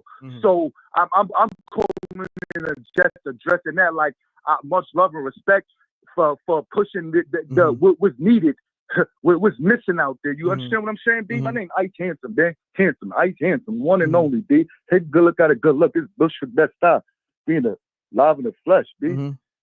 Nah, salute, Ice. I'm gonna be honest with you. I know your name is Ice Handsome, but you know it's a little spooky for me to call another man handsome. This is before I even knew you, so I'm gonna just call you Ice though. But great perspective though. You feel me? You feel me? I'm never calling no other man handsome. I'm sorry, bro. I'm gonna be honest with you. Your name is Ice to me. No disrespect. You my name my government means handsome. And it's a Muslim name. But I'm never gonna call you that. More or less, you know, respectfully. Yeah. Hold on. I say that just to because that's respected. I mean, it's not for even to say as handsome handsome as in. I mean, black is beautiful. Period. Yeah, so no, I'm with that. I can say black is beautiful. That's general. But when you call another man handsome, that's a little spooky to me. You feel me? So. No, I'm just. At the end of the day, hold on, look. Hold on, Ice. No. Hold on, Ice. Let's do this. If you in the huddle with 6 men, right, and y'all on the block just kicking it, right, and a man walk by, and you say to your homie is handsome, that shit is definitely spooky, my nigga. You can't tell me that. Yeah, that sounds crazy. That sounds crazy. Okay, but in the same perspective, now let's put it in a proper perspective as from experience. Now, I mean, so now, case scenario, all right, not even that my since my name meaning handsome, and I give you the whole meaning of what that means. It's not even to say as in the look. It's in the energy. It's in the spirits. So it's not even on the flesh value, bruh. When I say handsome, now I mean like I hear you, bro. Look in the mirror and you survive without survive. Oh, take a good look at a good look. We still here. So it's that energy and inspiration. Your so Ice, for everybody with the feel you. names, hold on. Let me not to cut the wisdom. So for everybody with the killing names, it's to break energy to that. Now I mean because I understand why the killing names is there. So the murders and the killers and much love to every murder and killers that I know, and that everybody, I know what's up. I'm outside now. I mean, Ice. Look, Ice. Keep your name. I'm just saying respectfully. Oh no, it's there. It's there. Like look. Respected liking is deep. Yo, look, you good, bro. Like I'm just saying respect. I'm just telling you respectfully. I might call you Ice H. Just you feel me? So salute. Look, King, I'm about to end the show because I got some business I gotta handle, and I appreciate you. You know what I'm saying? Rock with the handsome. You got my support too, man. Thank you, bro. Real wavy ways, know what I mean? But I ain't got no insecurities with all that, know what I mean? So my addresses my approach is all the way different. I don't like interpretations how it may come, know what I mean? It is what it is. But those ramifications don't value where with my meaning and what my value is, know what I mean? Definitely. That's not that. Look, Ice, we good, bro. This is not that. I'm just saying, look, even before I knew your name was handsome, I said that. I said that on the show 100 times. I heard you say that before. That's what my man Handsome Bowler and all that. Like we know a lot of the same people. Okay. I said it multiple times. I said it on the live, just in general. I say I'm never calling. That's why I'm not offended. I want you to know that. I mean, I'm not offended. That's why I said that. I mean, all interpretations. I mean, your assessment, and how you move is how you move. Now, I mean, I don't have no insecurities. So when I say my name Ice Handsome, it's not to say, oh, like, because respect to my legend, Big Daddy Kane. I have no, I don't feel no type of way when I say that man named Big Daddy Kane. But understand, Big Daddy Kane, legend, and his name is crazy when it comes down to an insecure person. No, I'm not gonna call him Big Daddy Kane. I'm gonna call him Kane. You understand what I'm saying? Yeah. But Kane's the legend, bro. And Kane definitely a legend. You know what I'm saying? But you ain't gonna call him Big Daddy Kane. I mean, no, that's his name. Big Daddy Kane. But when I refer to him, when I refer to him general, I'm gonna call him Kane. You know what I'm saying? But think about it, right? Yeah. Like let's be real. You know, even though I'm comfortable in my masculinity and all that, but another man calling another nigga Big Daddy, that's kind of spooky. But I'm gonna leave that on. I'm gonna leave that alone. You feel me? I'm gonna leave that alone. I'm off this. Ice, you took it there. I'm out of here. You feel me? Salute the King. He a legend. But I'm gonna be honest with you. I'm gonna have to drop that Big Daddy on Kane name. I'm gonna just call him BDK or just call him Kane. You feel me? Salute to that man though. Yo, he a legend. Oh man, hey yo, look what the pause game that did to us. The pause game, and I'm just saying pause. Is that the shit spooky out here, man?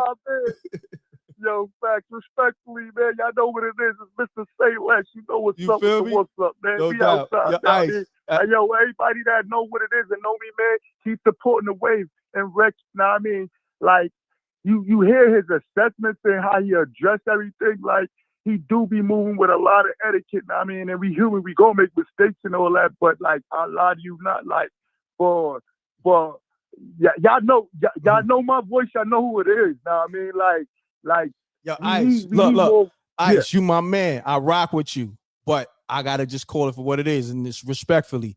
You being a little long-winded, Ice. I'm trying to get off this. I'm trying to get me some food, Ice. Yeah. You gotta handle your business. Yo, so we back at it till next time. You heard? Peace and blessings. All right, peace and blessings, okay? Peace. Woo! Shouts to Ice. God damn. I was trying to get off that shit.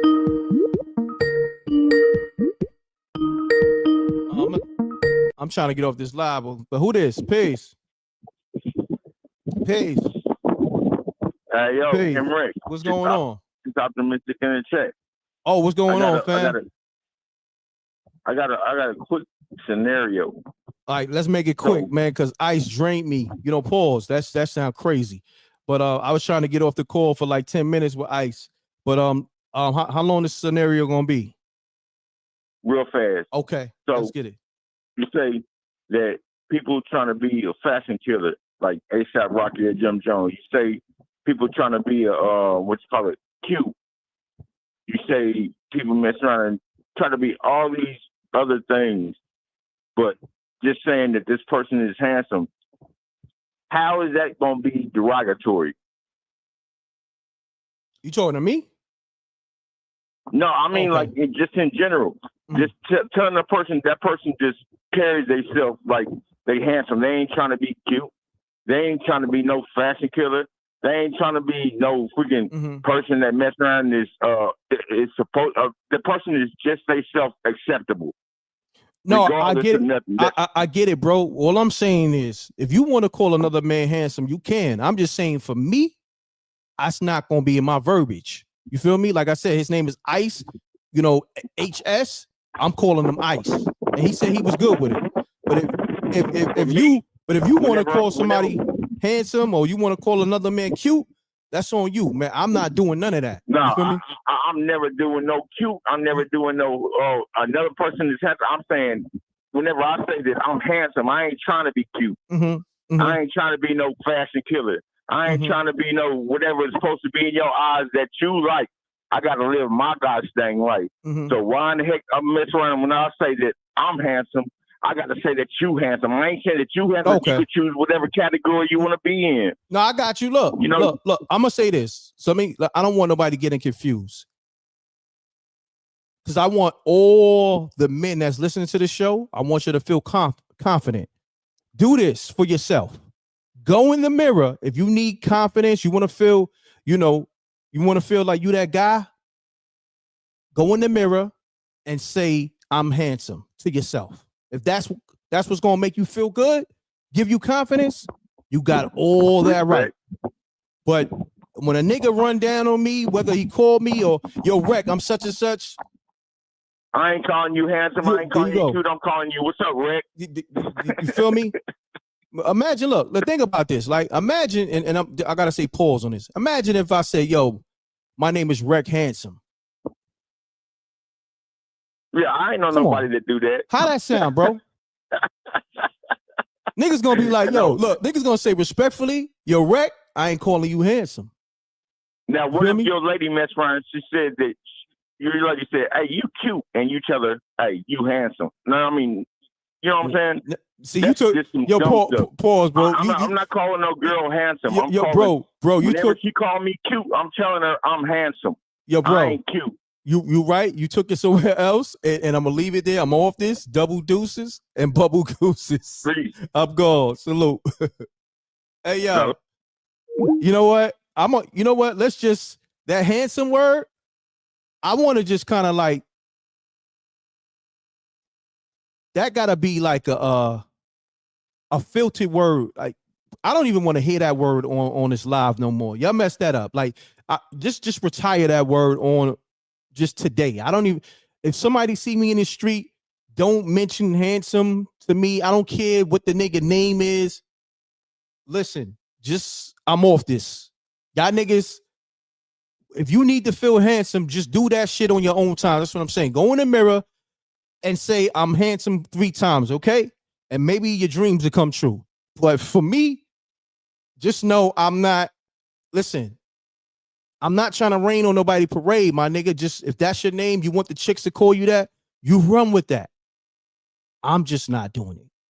That's all I'm saying. And I'm comfortable in my masculinity. Imagine this, right? And I'm gonna give you a scenario. Imagine your man name is HS. You know what I'm talking about, right? And you see a nigga from way down the block, and it's a block party. The block party about to start up. And you go, yo, handsome. Niggas gonna look at you crazy, my nigga. So I'm gonna land my plane right there. So you niggas can run around with that handsome shit all you want. That's on you. I'm on what I'm on. Double deuces and bubble gooses. That shit sounds crazy. That sounds spooky to me.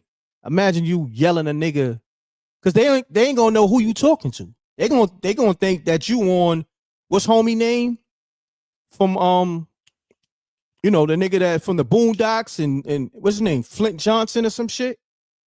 They gonna think you on that time. I'm off this, y'all. You know, your man, the booty warrior, the booty warrior. They gonna think you on that time.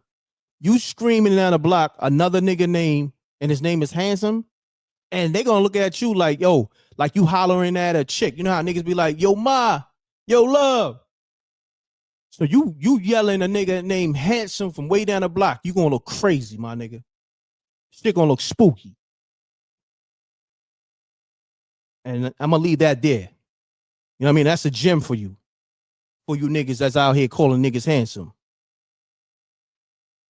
Imagine how that shit look right now these days. In these days where niggas are saying pause and spooky and all that shit, nigga.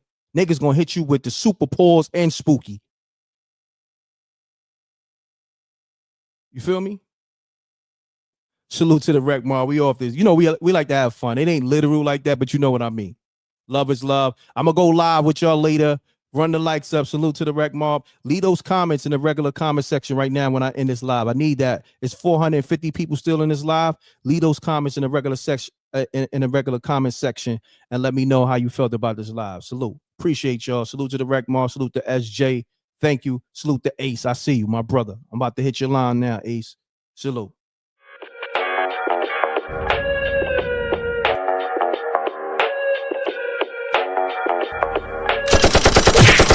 Dissing, we don't see the competition. I drop off a ransom note that your art is missing, nigga. Pay us in full with the money, or she gon' get her fingers clipped off like Lil Sonny,